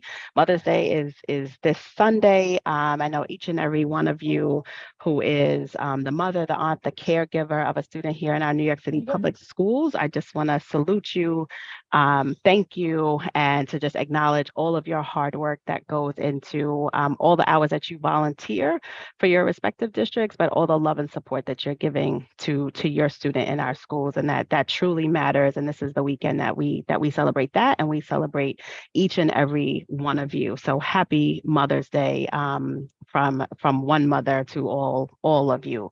And as I always add, all of you who have lost a mother, or this is your first Mother's Day without your mother, I completely support you. This will be my second Mother's Day without my own mother, and I know that resonates differently with each one of us. So happy Mother's Day to you and to yours. Again, I'm so excited to be with you today. This is a very exciting week for New York City Public Schools. Chancellor Banks and Mayor Adams made a tremendous announcement this Tuesday about our putting a stake in the ground around a national dilemma around low literacy rates. Our leadership team, the mayor, our partners, all of our partners in this work are so deeply committed to ensuring that all New York City public school students can read on grade level. We know that as a nation, and we know that each one of you as parents and your local levels see this, have been experiencing this, and want to be in partnership with us, and we want to be in partnership with you. But we know that we must provide parents with the proper tools that they need to support their students, and to ensure that you all understand what effective literacy instruction looks like, those components, and how we continue to work together. So I'm honored to be working with Dr. Melendez and our entire FACE team, along with all of the leadership, to develop how we work with parents, parent leaders in the coming weeks and months in preparation for the 23-24 school years. Dr. Melendez is going to be organizing focus groups with parent leaders that will continue and extend the conversation around the choices, what's happening on a district and at a school level, so that we can hear from you what's working, what's not working, and how we ensure that this is a successful initiative for the entire city. And most importantly, to help inform phase 2, right? The work that we do today with our initial districts we will continue to debrief and learn from, so that we can make an even greater impact as we seek to bring the entire city on board over the next 2 school years. So very excited to be in conversation with you. Dr. Melendez will follow up with information on how you can participate in one of these groups and work together with our leadership, with her, our FACE team, and the deputy chancellors, and our curriculum providers and others in partnership for this initiative. Thank you so much. Anyone has any questions? Okay, Adriana, you have the floor. Hello.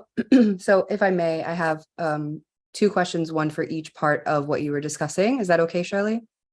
Yeah, I don't see any hands up. It's fine. Thank you for Thank you.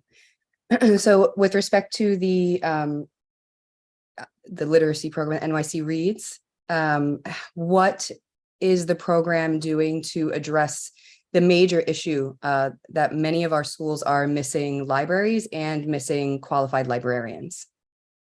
Because there's nothing in the plan as of now that addresses that. Right. This came up just last night at a district town hall, and we will be looking closely, particularly at our phase 1 schools and libraries, and continuing to work with the school leadership and our division of teaching and learning around school libraries as part of this initiative, as well as working together with the local New York public libraries in support of us. Deputy Chancellor Quintana has some very interesting information around our digital libraries that I want to be sure that CPAC, and we can follow up with this on the use of our digital libraries as part of this initiative. So happy to come back with that as a starting point, but then to inform as we transition to the new school year, what support is needed from school libraries. But that's definitely a place where we could use your feedback, and that we intend to work with the principals at each school to understand the status of school libraries and what support is needed in order to aid this initiative. So great question, Adriana. Thank you. It's one that's on my mind and certainly part of our planning process. Thank you. And the second question is with respect to the curriculum rollout. The New York Times recently wrote a rather long piece on this regarding the 3 options for ELA curriculum, for lack of a better term. One of them, Into Reading, is known for contextually reinforcing stereotypes and contextually reinforcing portrayals of Black and Brown people and other people of color as inferior. And we know that this is inherently destructive. We also know that there are a lot of issues with systemic racism in the way that the DOE operates. It's a bureaucracy. It takes time to change things. And DC Quintana was quoted saying that the company has assured the officials that they are working on making revisions. And I would like to know why this type of curriculum is even being considered when there has been such a focus on culturally responsive education, and we understand how critical and how important that is. I'm happy to take a stab at this and go deeper with Deputy Chancellor Quintana. I think one of the things that you may have heard is that we are we're continuing to work together with all of the curriculum providers because so few are sufficient in this area. We will also be supplementing these resources with our own Hidden Voices curriculum and providing the professional development and training that goes along with that as well. Okay, but so our teaching and learning is why is it even why it was right. So to follow up and answer your question directly, our teaching and learning team can answer why that choice was made among these 3.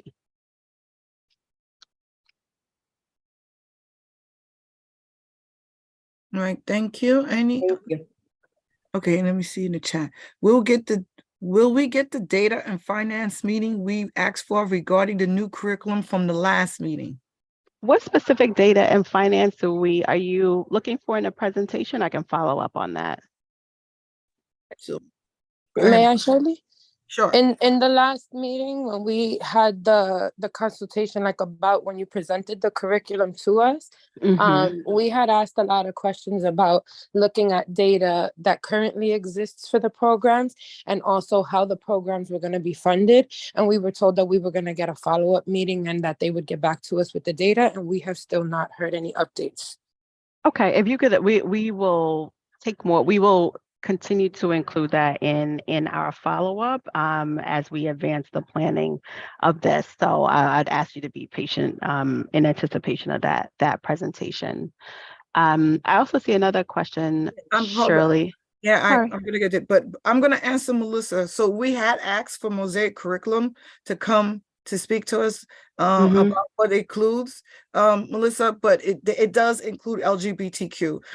We wanted to make sure, that's why, but we're gonna get them next month, right? To present for everybody to understand what their hidden voices, but it is very comprehensive and then the materials that they have. So they will be coming next month, but yes, to that question.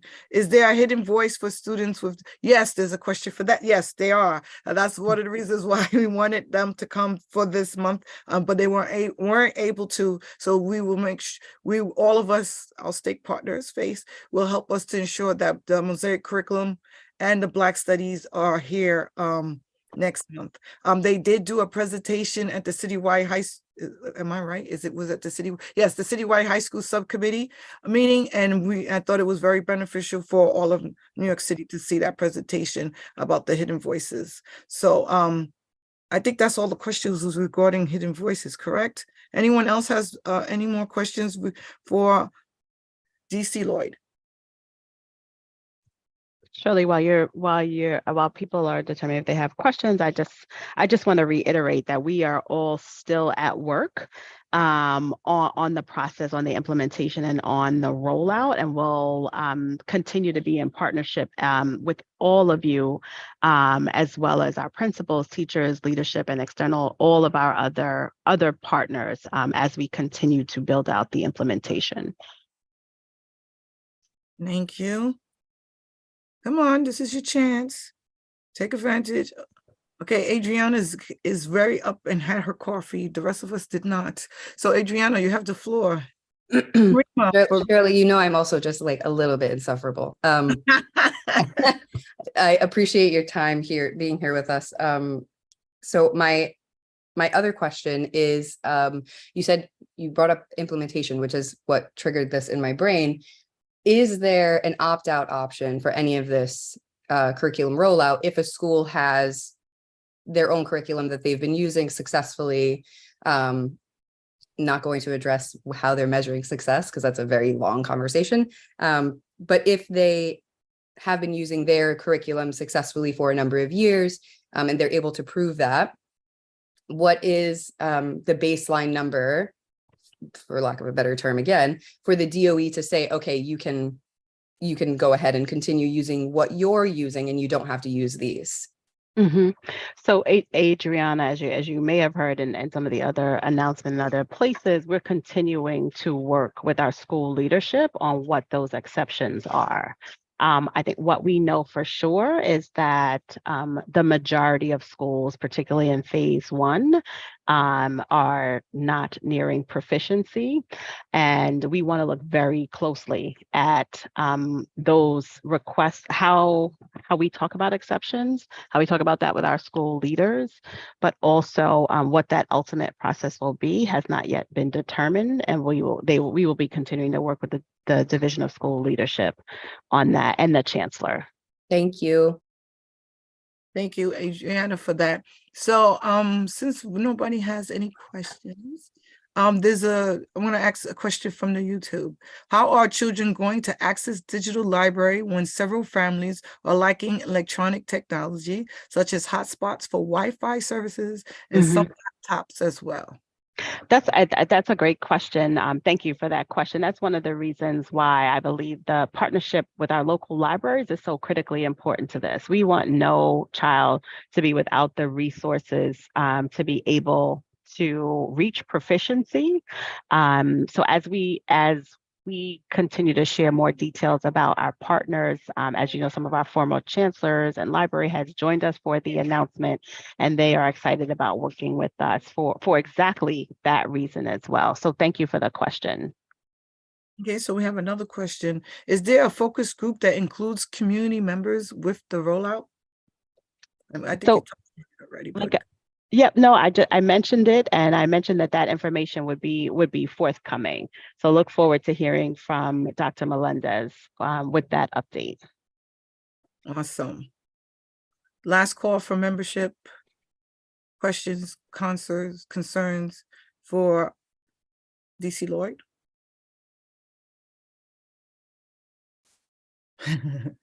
Shirley, does it have to be about the literacy stuff? No, it does not have to be, because she's filling in for the chancellor. So remember that she's filling in for the chancellor. But there's one more question, and then Rima, and then after Rima, we're going to have Dr. Melendez. So how are libraries going to support this initiative when their budgets are being cut by millions of dollars? How libraries? I cannot speak on behalf of the libraries. I think I can safely say libraries are not going to go away, but and we will work with them even with their reduced budgets. Thank you. So I see your hand, Veronica.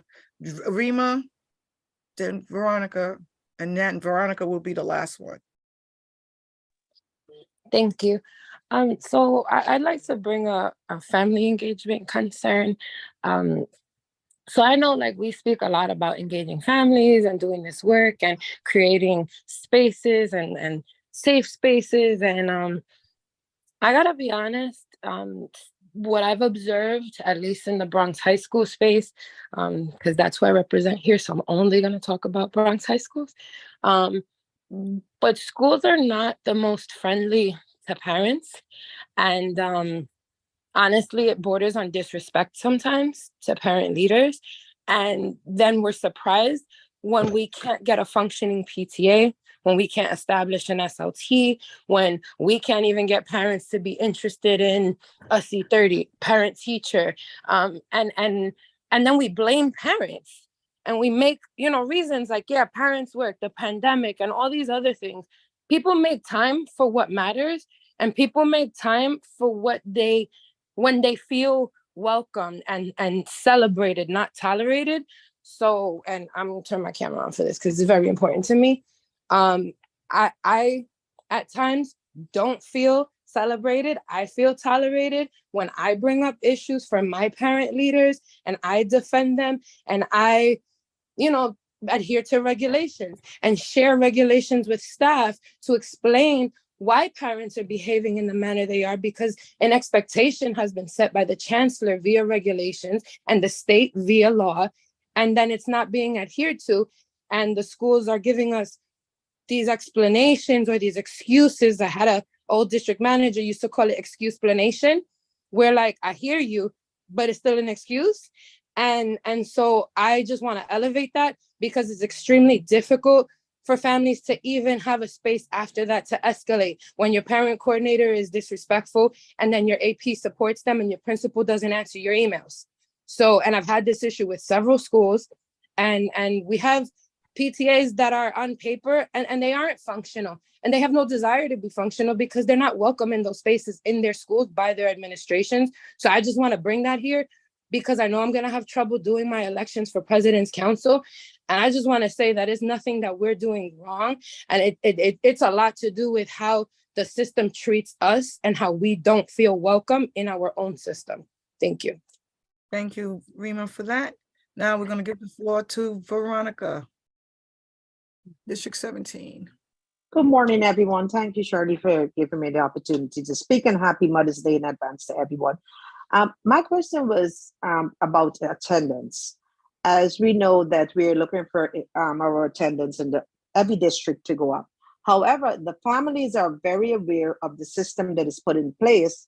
And so they are using that to their advantage, because like we have parents, the kid will come one day and for the next 9 days, they don't come, because they know that if it's 10 consecutive days, then something can happen. So I was wondering if they can revisit that, so parents can be, I don't know, they understand that, I mean, just that one day out of 10 days, it doesn't help the child. But they know the system, so they will tell you, you cannot report them because my child was here at least one day out of the 10.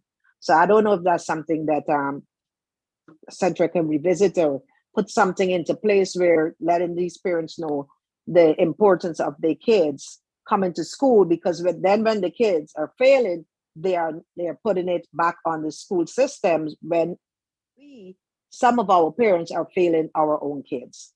Thank you. Thank you for that. And I'm sorry, Keisha, maybe your question can hold. Let Christina, oh my God, I'm so combobulated this morning. I had no coffee. So Dr. Christina Melendez is going to give face updates. And after she gives her updates, then I'm going to let you ask your questions, Keisha, or comment. Go ahead, Dr. Melendez, you have the floor. Are we saying goodbye, Shirley, to Deputy No, Chancellor Lloyd? I'm suing. Kanita, you have to leave? I think she's always on a time thing, my boss. Yeah, no, I'm here. Sorry, I'm just having some trouble with my screen. I have a few more minutes. I'll stick around for the face update, and then I have to transition at 11:30. So Okay. if you have to leave before we finish with the face update, thank you for taking the time being with us this morning and giving us updates from the Chancellor and having an opportunity to ask questions. So thank you very much, DC Lloyd. Now, Dr. Melendez, you have the floor. Thank you. Thank you, Deputy Chancellor, and thank you, Shirley, and good morning, CPAC. I've been here very excited to share some of the things that we're working on, but I think one of the most important things that I want to share here, or first on my list, is that on June 3rd, which is a Saturday, we will be having a resource fair for families. We did a very similar thing with parent coordinators. It's going to be at Murray Bertram. We're trying to select something that's centralized to the city. And so something really close to Central is where we went with. And it's going to be a really fun time. We're going to have activities for children to come and engage with our cultural institutions, and they're going to lead kids through different activities while parents can go around different tables and gather resources and learn about different opportunities for both adult learners like themselves and their children throughout the city. And so we're really excited. A lot of our city agencies will be in participation and in attendance, very excited to share a lot of their resources that sometimes they have all these resources, but never get to figure out how to message them to you, or they never get to the ground. And so we've been working really closely with them to try and do that in general. And the resource fair is definitely another place. So I'm in the chat when I'm done, I'm going to put the links for event registrations and the flyer. All of the parent coordinators at this point should have them, so you can definitely solicit from them this information, and I will send it to Shirley so that she can share with all of you in case you want to do this with your own PAs and PTAs in your districts. May 29th will be 529 Day, which is again one of those things that we don't know about back to the pandemic EBT. And so we're working really hard with our newsletter to try and put some of those things on there so that family-facing staff could get that information and share them on the ground, as well as what Shirley said before, which is relying on all of you to get that information and share it with your respective districts. We have been working in collaboration with the Peace Institute. So we've been doing a lot of work building our FLCs and FSCs capacity, as well as some of the PCs, because we know that education is local and that it happens on the ground. And so a lot of the work that the governance team has been doing is shifting from just direct contact to building the capacity of our FLCs, FSCs, and PCs. So another piece of that work now, outside of the regulations and getting them all up to date with what that means and how to support all of their parent leadership groups, is also training them in things like active listening and how to diffuse conflicts or de-escalate some of the situations, and how to mediate, right, between maybe school leaders and families so that we can have more welcoming spaces. So empowering them with the tools to be able to do that work is something that we're really committed to. Back to Rima's point around, it's really hard to be in these spaces. And as much as FACE is very much committed to our parent leaders, we also understand that our parent leaders, our school staff, from our school leaders to our PCs, all need support as well, and some direct professional development around family engagement and all of its components. So that's something that we've been spending a lot of time this year doing, and we hope to continue to do that in the upcoming school year and even throughout the summer, because most of our folks are 12-month staff. May 9th, we had a very successful online event presentation with D79, really for families across the city to get information around adult professional development opportunities.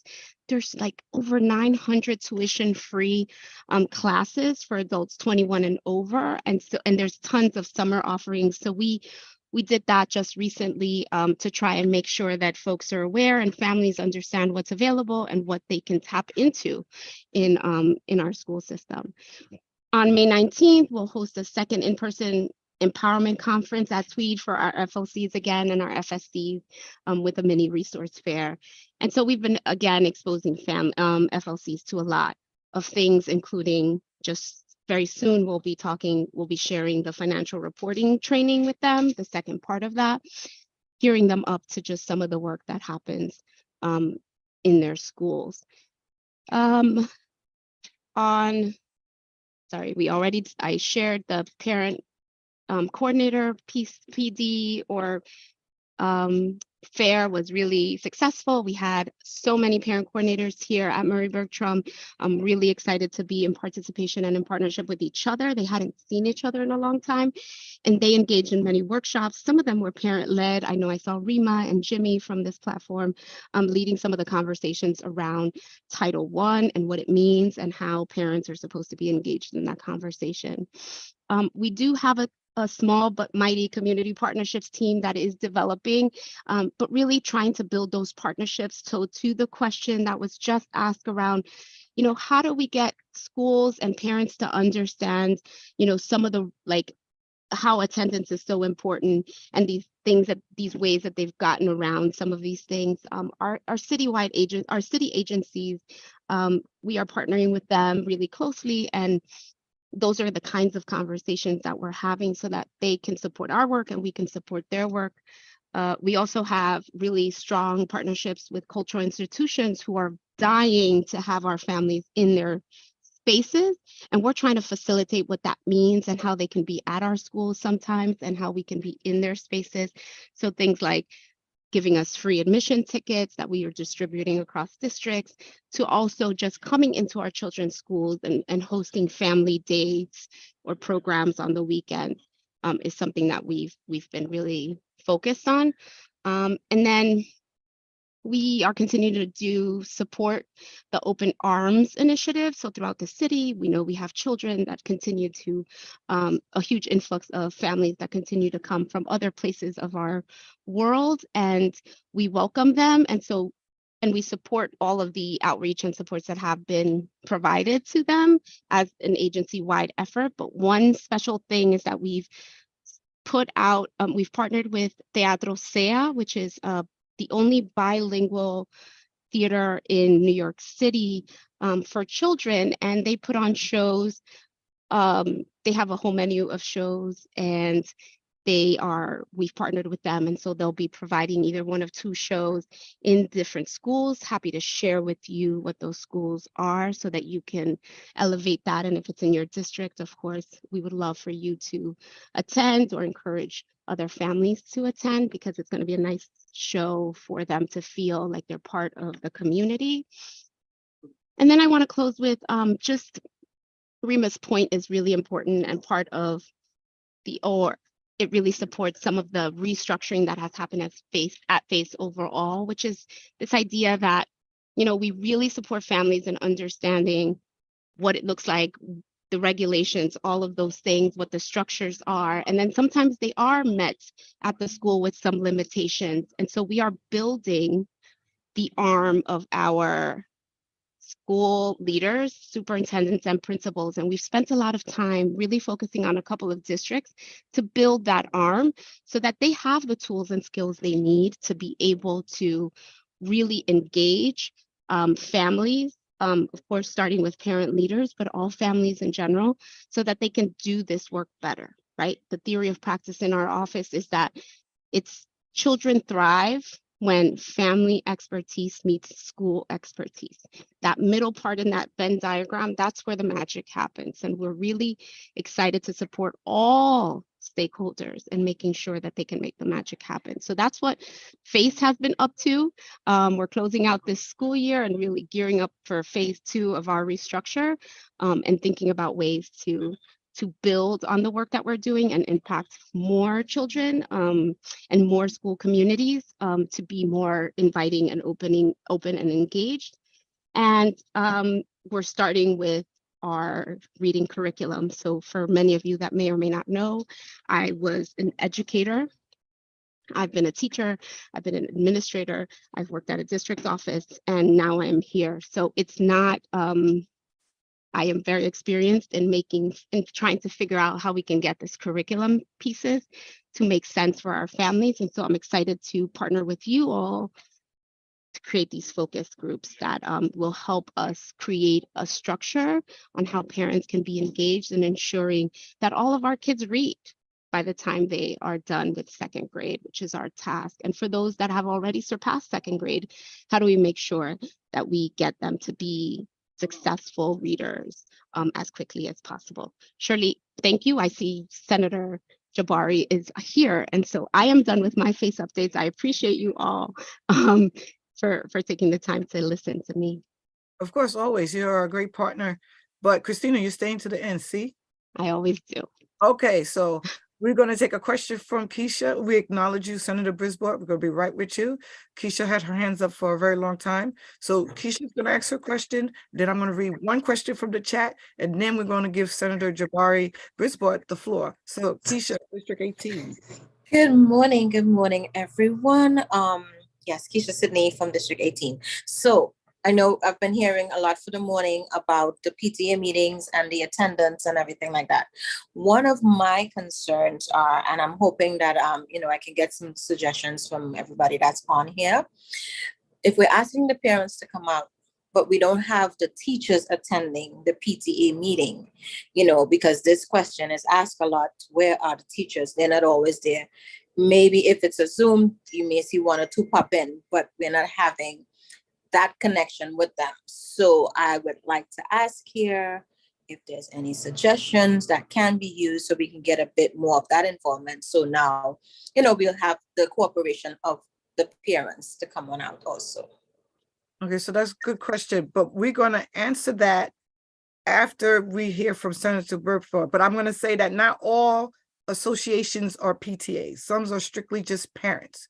So it's a PA. So if you speak, so we have to keep that in mind as well. So not all in all the schools, not all of them are PTAs. We have a great number who are just PAs in the system. And real quick, so, and please don't let me forget before we get off the platform to come back on that to hear other suggestions. Use them as a resource, get them to come and give presentations on how they can speak to their how families can help their child, like in English, 1 month English, 1 month math, but we can discuss that afterwards for those who are PTAs. And that's a great, wonderful question, Keisha, and I'm glad you held on and had your hands held up. Thank But you. I know the state legislative is in session, so let's give the floor to the great Senator Jabari Brisbart. You have the floor. Thank you, Shirley, and hello to everyone at the Parents Council. It's great to see you. Always great to see people in the fight for education. For those who don't know me, I am State Senator Jabari Brisbart. I represent neighborhoods in central Brooklyn like Bed-Stuy, Brownsville, Fort Greene, Clinton Hill. I serve on the New York City Education Committee in the New York State Senate, and I chair the Children and Families Committee. And before I was a senator, I was a public school teacher. I taught math at a public middle school in Crown Heights, Medgar Evers Prep, and I loved it and I miss it. And I just get really giddy every time I'm in a space with people in education. So I'm gonna just talk briefly about some highlights from the recently passed New York State budget and also mayoral accountability. So I would say the most relevant thing for New York City in the recently passed New York State budget was the final year of fully funding foundation aid, which was the billions of dollars owed to our public schools. Was a fight I'm sure many of you were involved with for the decades that it was, the billions of dollars that was owed to our underfunded public schools. And I taught in underfunded public schools, so it was near and dear to my heart, the dream of my students finally having textbooks. I would say it was a bittersweet victory because in addition to fully funding the foundation aid finally, we unfortunately approved 22 new zombie charters, only 14 of which in New York City, 8 outside of New York City. I voted no, but the legislation, that proposal in the budget passed. And I call that bittersweet because I'm not sure how closely you all track where the money goes, but the trend that we've started to see is that the continuous increases in funding that charter schools ask for really eats away at the foundation aid that's supposed to go to underfunded schools, to the point where I think as of last year, more than half of the foundation aid that's supposed to be going to public schools has been eaten away by increases in funding demands from charter schools. So 14 more were approved. If any of you represent the Harlem area, I believe that's District 5 in Harlem, that's technically excluded. There was a carve out for any, based on saturation, any district where more than 55% of students are enrolled in charters. And I believe that's just District 5 in Harlem. So that was a loss, but it is very great that we're funding foundation, and it does make a difference. So there's that, and I can take more questions on that. And then separately, just talk more about mayoral accountability. I'm opposed to extending mayoral accountability. I still call it mayoral control because that's just what makes sense to me. The mayor has control of the majority of PEP members, so that's why it's called mayoral control. But I think people are calling it mayoral accountability now. Last year I voted against it. I believe last year we extended it for 2 years, so up and through 2024. I'm open to hearing more about where people want to go with it. I get the sense that people wanted to establish a commission to examine alternative governance structures. I'm honestly at a place where I think it would be good to explore reverting back to elected school boards with better accountability measures and just ways to, I know people had concerns about when we previously had elected school boards, so examining how we can fix that, just given that that's what most people have throughout the country and New York State. And even just looking at, school districts that are wider, it seems weird that, wider districts can have elected school boards and school districts that are, majority people of color have to have a different form of governance structure. So I would like to make that work, but I think it's going to be a really big discussion because it's for a lot of students and a lot of families, and we should talk about it more. But we absolutely should talk about it because the time's going to creep up on us quickly. So we're already approaching the end of year one of the 2-year extension, and 2024 is going to be at us faster than we are. So, and I believe, I know there are some advocates and parents and people in education already thinking about new ways to explore models. And, I'm looking for ways to plug into that if anybody here is in that, or help people plug in if they're looking for that. Yeah, I guess I'll wrap it up there. Try to keep it light and tight. I was a middle school teacher, so my internal clock is that after 2 or 3 minutes, people are done hearing me talk. So I'll pause there. Okay, we greatly appreciate it. So we brought up 2 topics about the budget and mayoral control. The floor, I don't see any hands up. A lot of comments in the chat. Veronica, you got the floor. Thank you. Yes, I do think that we need to go back to school board, and we should not have the mayor in control of New York City public schools. And, I just think our parents need to be more educated so we can fight to stop these charter schools that is moving in and taking away from our public school kids. Because look at you. I show you are a public school student, do well. I don't know why they think that if your child goes to public school, they're not going to do well comparing to go to charter school. I'm not for the charter school. I'm all for public school. Thank you. Thank you, Veronica. Anyone else? There's a lot of agreement with you in the chat. Adriana? Thank you for being here. Senator, quick question and hopefully a point of clarification. So I know that because of saturation, no new charters are allowed to open in Harlem, but I want to make sure that my understanding is clear and that everyone here and everyone watching on YouTube. My understanding is that new ones are not allowed. However, expansions, as we know, charters do this. They operate like franchises. So expansions will be allowed of existing charters that operate in and around Harlem, in the same way that they do it in Brooklyn and they open, an expansion in Queens when it should be a new or a separate charter. Yes, so a great expansion, yes, and these can be quite large because I actually lost a fight against an expansion in Bed-Stuy where a K-8 school wanted to add a high school to them, which would add 500 students to it, which is a massive addition, and I lost that one. But so yes, you are correct. No new. and I guess it's mincing words to call them new. I don't know. They're zombies, so they're technically the licenses for a charter that either never opened or closed down. I consider it a new school, but yeah, none of those can be in Harlem, but the great expansions could still happen. Thank you. Now we have Rima. Hi, thank you. So I'd love to talk about then, like, how do we legislate accountability and oversight in of charter schools?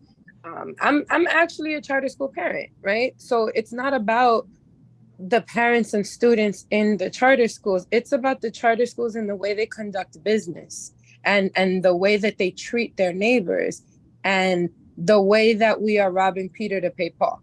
So how do we legislate what we expect from charters? So we expect you to share space. We expect you not to steal space or to prevent students from utilizing shared spaces, right? So how do we legislate shared spaces versus giving space away to another school and losing access? How do we legislate the announcements of their monthly board meetings and their finance committees and their education and accountability committees, which are all fall under open government, where we start being able to attend and not having to stalk parents or message boards or websites and try to figure out all this public facing information that they're absolutely already federally mandated to provide because they receive foundation aid, because they receive the special education funds, because they receive a bunch of Title I money.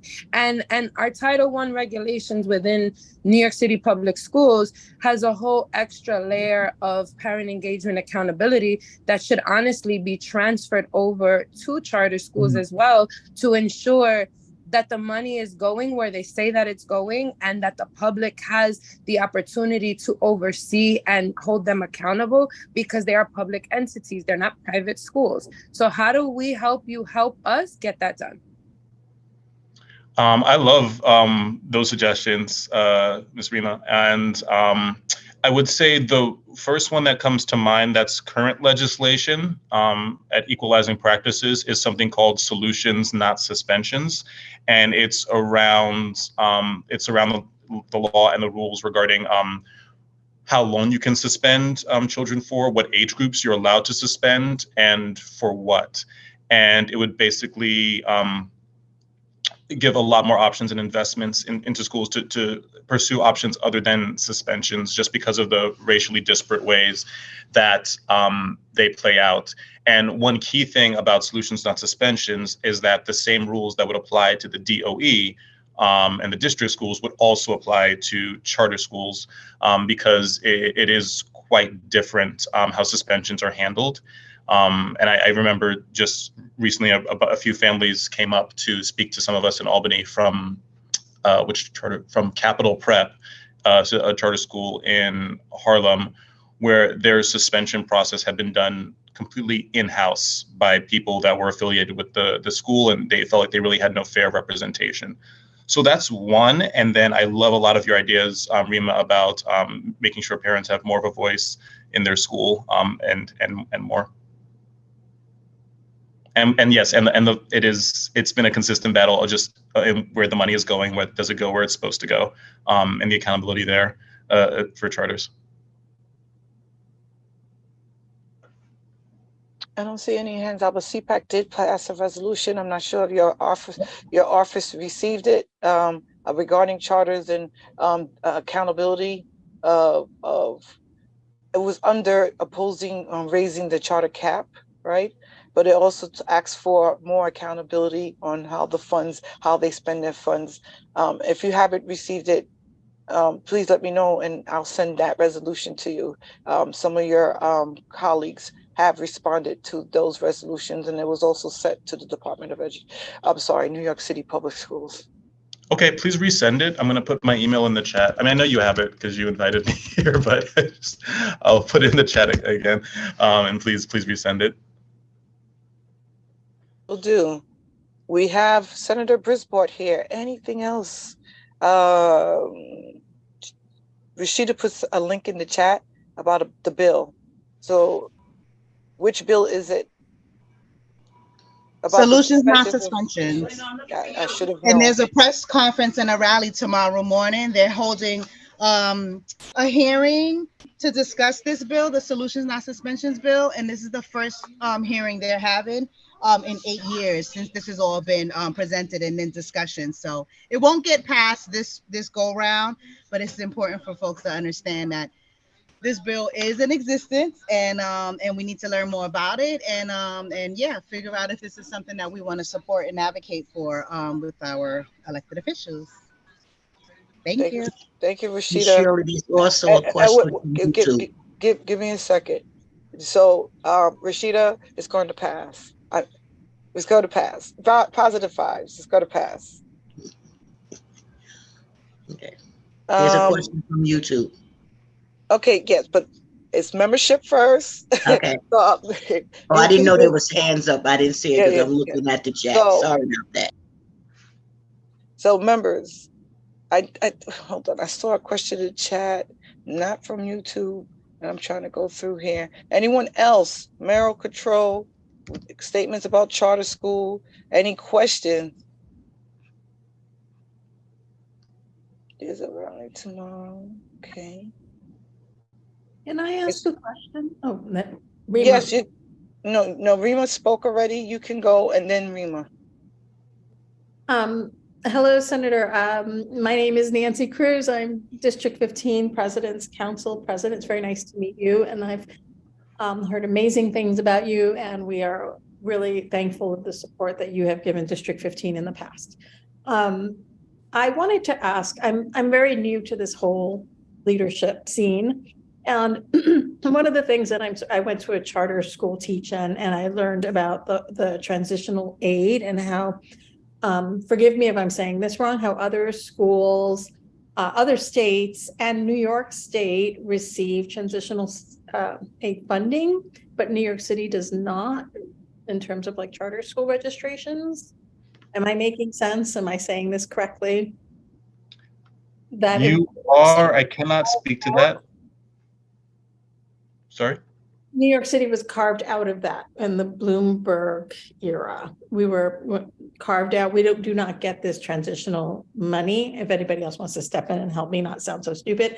But what I'm trying to say is, can we focus on changing that so that the money that goes to, so that we're not losing money when they are inevitably, because it looks like they are going to be allowing zombie charters or charters to expand, so that it's not like stealing from the DOE. So it's not taking money from the DOE, because we're all fighting for those scraps. Is there anything, anyone talking about that, changing that law, that carve out? I'm going to write that down because I can't speak to that right now. I'm fairly certain, even with the zombies, that they will not be co-located, and that when they find space, the state will pick up the tab, because currently New York City picks up the tab when they are not co-located in terms of rent. Yeah. Thank you, Senator. But also in that same resolution, CPAC had passed asking that New York City District 1 no longer pay charter school rent. That is in our resolution, as well as to help amend that law as well. Before Rima, I give you the floor, I would like to ask Charlene to get the clarifying, to clarify the question. Why is the funding for this is not in the executive budget? What is this? In particular, I'm not sure what is this is. So could you find that out? And Rima, you have the floor. Sorry, real quick. Sorry, Rima. I asked 5 minutes ago. I didn't get a response. So you can. Oh, you did. Okay, thank you. All right. So Rima, you get the floor. So I just wanted to real quick shameless plug is that New York State Ed doesn't have any accountability standards for District 75 students, and that should be on your radar as well. Thank you. Thank you, Rima. Anything else? And Shirley, I will just say there's a slew of charter accountability other bills that are floating around.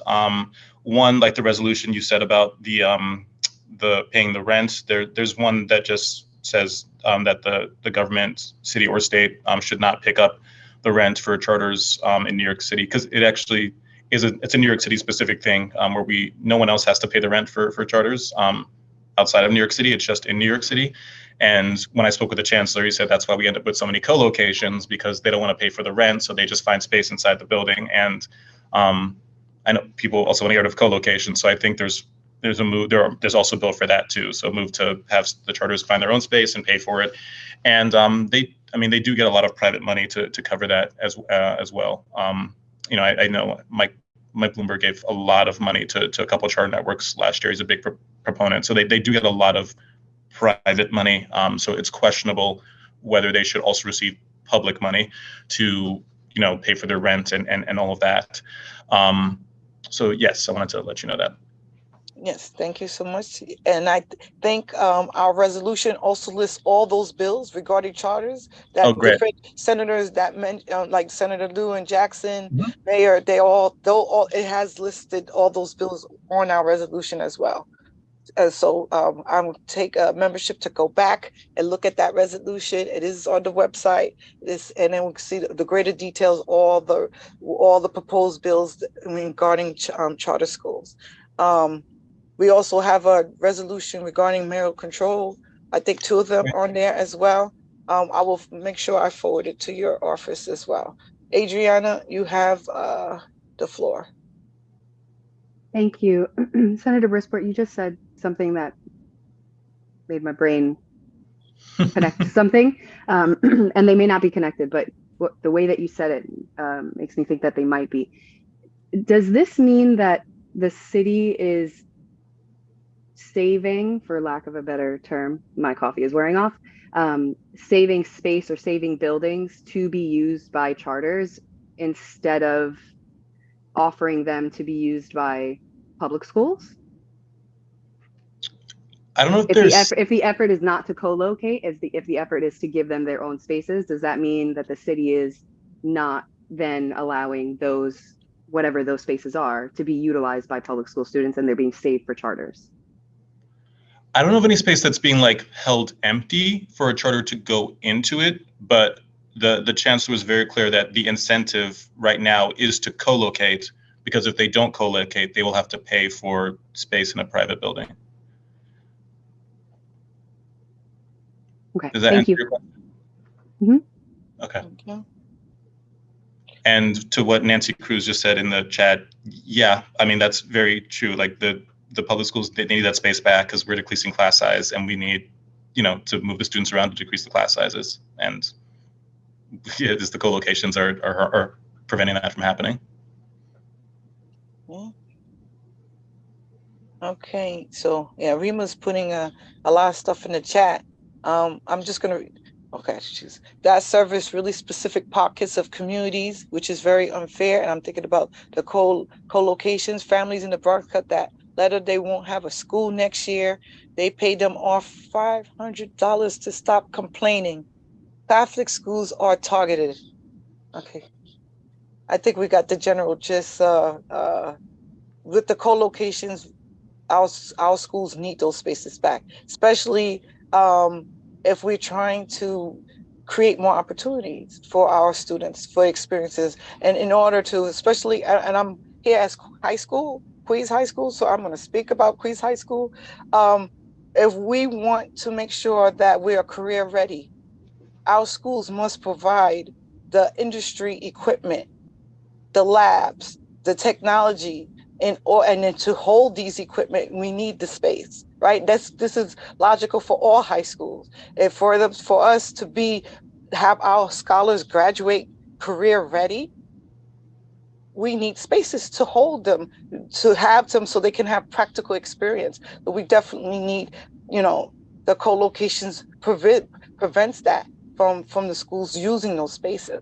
And then again, with the co-locations, and we could go, we've been talking about this in circles and circles, the plan, the blue book doesn't show all what the school is utilized, especially if they have a D75 in that building. It does not show that. So, we need to create, make it more transparent. All the spaces that's being in the schools should be being seen And we should not be including hallways and storage rooms as part of the utilization information.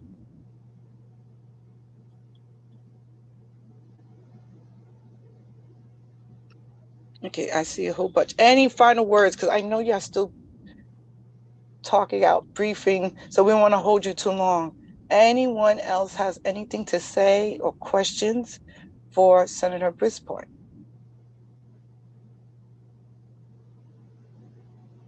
Adriana, that was, okay, I'm sorry, thank you. I saw that before I saw the hands. Adriana is gonna close us out for the questioning or comments with Senator Brisbois.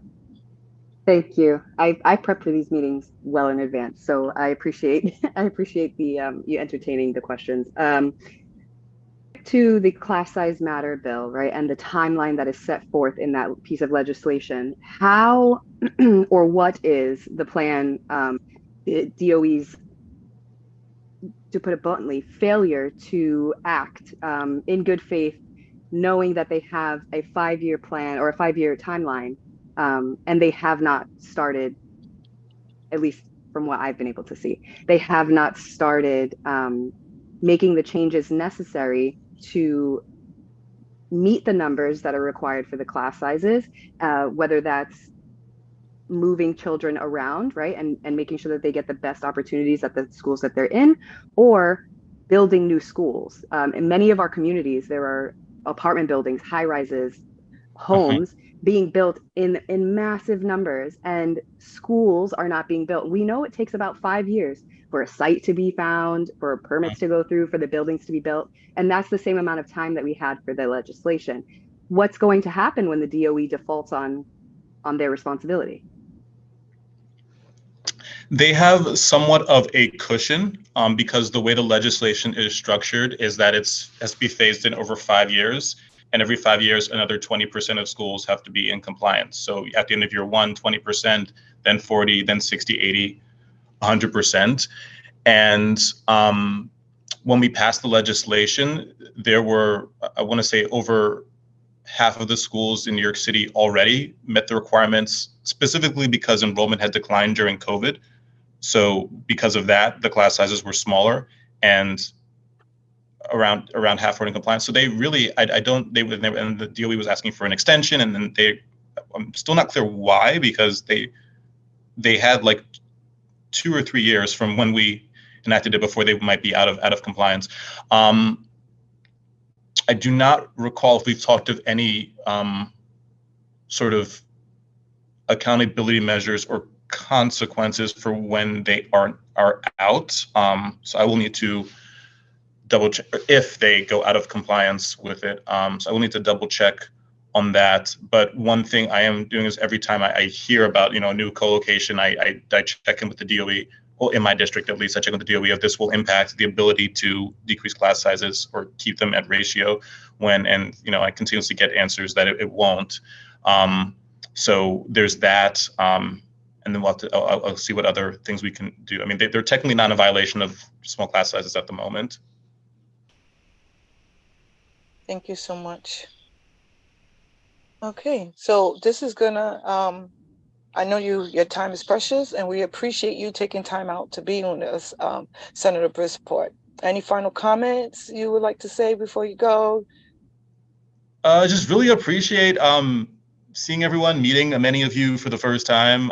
It's really great to have this many people this invested in our students and education across New York City, and it really does it's big and it's complicated. I know that's why it's hard, but it just having this many eyes on it and this many and really thoughtful questions is what allows us to keep on going forward together. Awesome, thank you. Yes, so we appreciate it, and you don't have to wait for an invitation. You can reach out and let us know if you want to come speak back on our platform. But we appreciate you accepting our invitation and speaking to us this morning. Thank you. Thanks, everyone. Have a good day. So, Christina, I know there was questions about PD, etc., about parent leaders. You want to touch that real quick, and then we're going to talk about what Keisha brought up.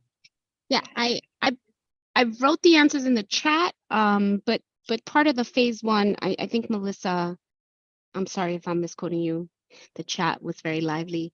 And so I don't know where the conversation was up there, but I think Melissa was sort of wondering, and other folks, I think Nancy as well chimed in around like, well, what does a professional development look like for school leaders and principals and superintendents in this particular conversations that we are hosting and the PDs, right? And how do we chime in, because we do know what's happening and how we're being treated, and how do we support you? I think the offer was, can we support you in really creating those professional developments? And the answer was yes. Happy to share that. Our initial conversations was really all about like mindset shifts and how do we understand what family engagement is, and that is a very lofty word. I think everyone, even just on this call, has a different definition for that term, and what that looks like in action. So imagine out in the field, from teachers to school leaders to superintendents, everyone sort of understands this differently. And so really coming to alignment around what that is, and sometimes more importantly, what it isn't.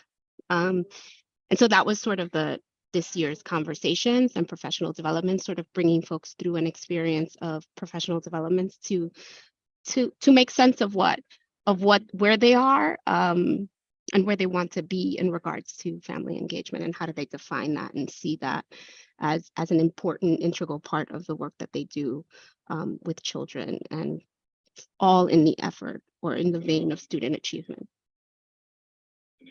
So yes, feedback. Okay. Yes, before I see your hand, Louis. Give me a second. Nancy, you have to cut and paste from this to you have to cut and paste. Working. I've been trying to do that. That's why I'm So your Zoom, so that's your particular Zoom, but Nancy, all morning, everyone having issues with Zoom. So if you're not able to do that, it's a Zoom thing. I can't even access any application on my computer right now because Zoom is wonky right now. So, but that's the way you would do it. You would copy and paste. In general, when like people talk about events and stuff, I don't always have the flyers, and I want to share it with my president's council, and I have to start like finding who sent out that flyer. Like, I don't know. Okay, thank you. So Louis, you have your hand up. I'm sorry about that. Sure. My question is for Dr. Melendez. I noticed that over the past year, the DOE, every school has its own website, official website. They used to list the enrollment, the register, but it's not there anymore. Is there another location for parents to look to see how many school students are in your school or each school?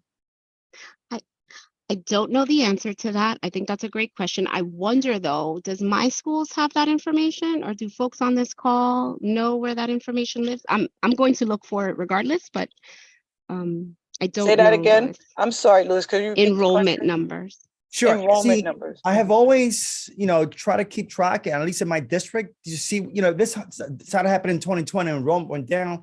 So for the past 2 years, starting in 2021, they have not posted, the current registers since maybe June 2021.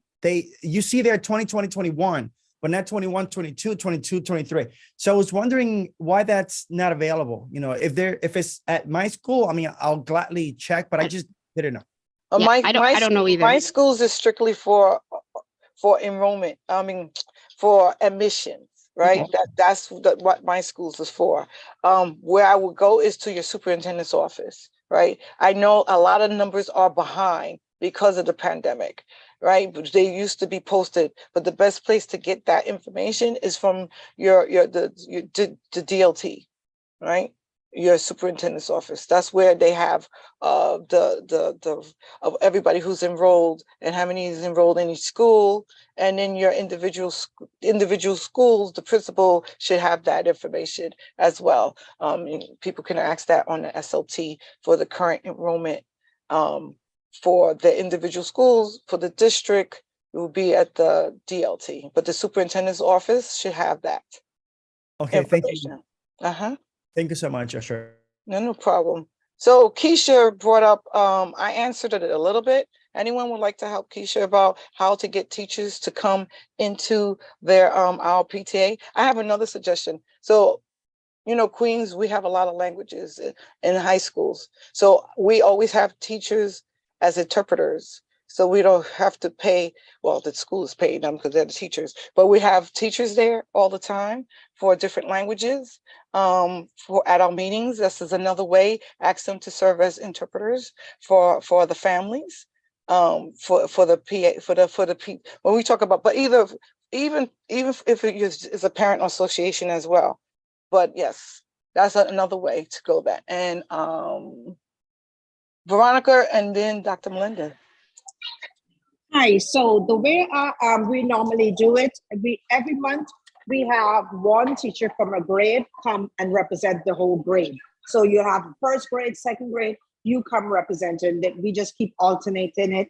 And so I say to the teachers, please don't wait until open parent teacher conference to have that conversation when you can have, let us just say Johnny is always disturbing the class. As long as Johnny know mommy's on that call, we get a better behavioral problem with Johnny. So I suggest ask every grade, you know, volunteer which one will want to present at your PA or PTA. I mean, PAs, I still, even for the schools that has PA, I still ask the PA's leader, please ask the teacher to still come and represent. So that is a suggestion. I don't know if it will work for your school. Thank you. Thank you for Veronica. That's a great one. Dr. Melendez? Yeah, I think as a teacher, it was always helpful to just troubleshoot with folks and offering like moments where you could share like some solutions to particular problems or concerns that are happening in your classroom. I don't think, and it's not punitive, right? Like I think that teachers are constantly being watched and like supervised and people are always on their case. And so sometimes it's hard for teachers to say, I don't really know how to do this or how to get to this or how to figure this out. And I know that I used to tap into a lot of like PA meetings to just sit in the back and like, well, what do you do with your kid when X and what do you do with your kid when Y? And half of them were not the parents of the kids in my classroom, but it helped me sort of expand the way I thought about it. I mean, I started teaching when I was 22 years old and I had no kids, right? And no idea how to do that. And so tapping into that community felt really easy. And the parents were always so welcoming to share just how they parent and sometimes even just very forgiving about like, it's all right, I mess up too. And like, you just come back tomorrow and try again, which sort of gave me good hopes for and revived my spirit for like the next day or the next week in classrooms. So I think just being those sounding boards to each other, where it's not just the teacher is the expert. Sometimes teachers really are looking for your expertise as well, and making space for that, I think, has always been helpful to me as a teacher. Thank you so much for that, for sharing. Adriana? I apologize. I think I didn't lower my hand from last time. Okay, not a problem. And a lot of us uses the student of the month thing, student of the month for different subjects to get the teachers out and the parents out too. So when their child is getting an award, that increases attendance. That's another way of having the teachers present the awards to the students. That's another way of getting them to feel like they actually are, well, they are members. It's a parent teacher association. So, but to engage that side of membership for the meetings. Any other suggestions for each other in this regard? In District 4, we have a new initiative of FAMbassador, I love that, to support parents and engage with real situations of parenting and how we as a district can help all parents, all welcome. This is not just for D4. Thank you so much. Thank you so much for FAMbassador. That's a good idea. Thank you for sharing. I don't see anything else because, you know, we're in volatile. So I am not going to try to share the slides because, like I said, this computer, I don't want to, you know, bump everybody off this meeting. But Nancy? Quick question, is there a forum somewhere where it's just all, like, maybe that this is unwieldy, but all PTA leaders can share and it's not just by your district? Okay, so this is the platform for that. So, okay, remember, we go back to our president's councils and we share the information here. Our president's councils, all the PTAs, PAPTAs in the district, and they go back to their school. Give me a second. We go back to the school. Then we have our parent university where parents can share information with FACE, give it to FACE, and they can put it in parent university. PTAs could put it on their website. President's Council could put it on their website.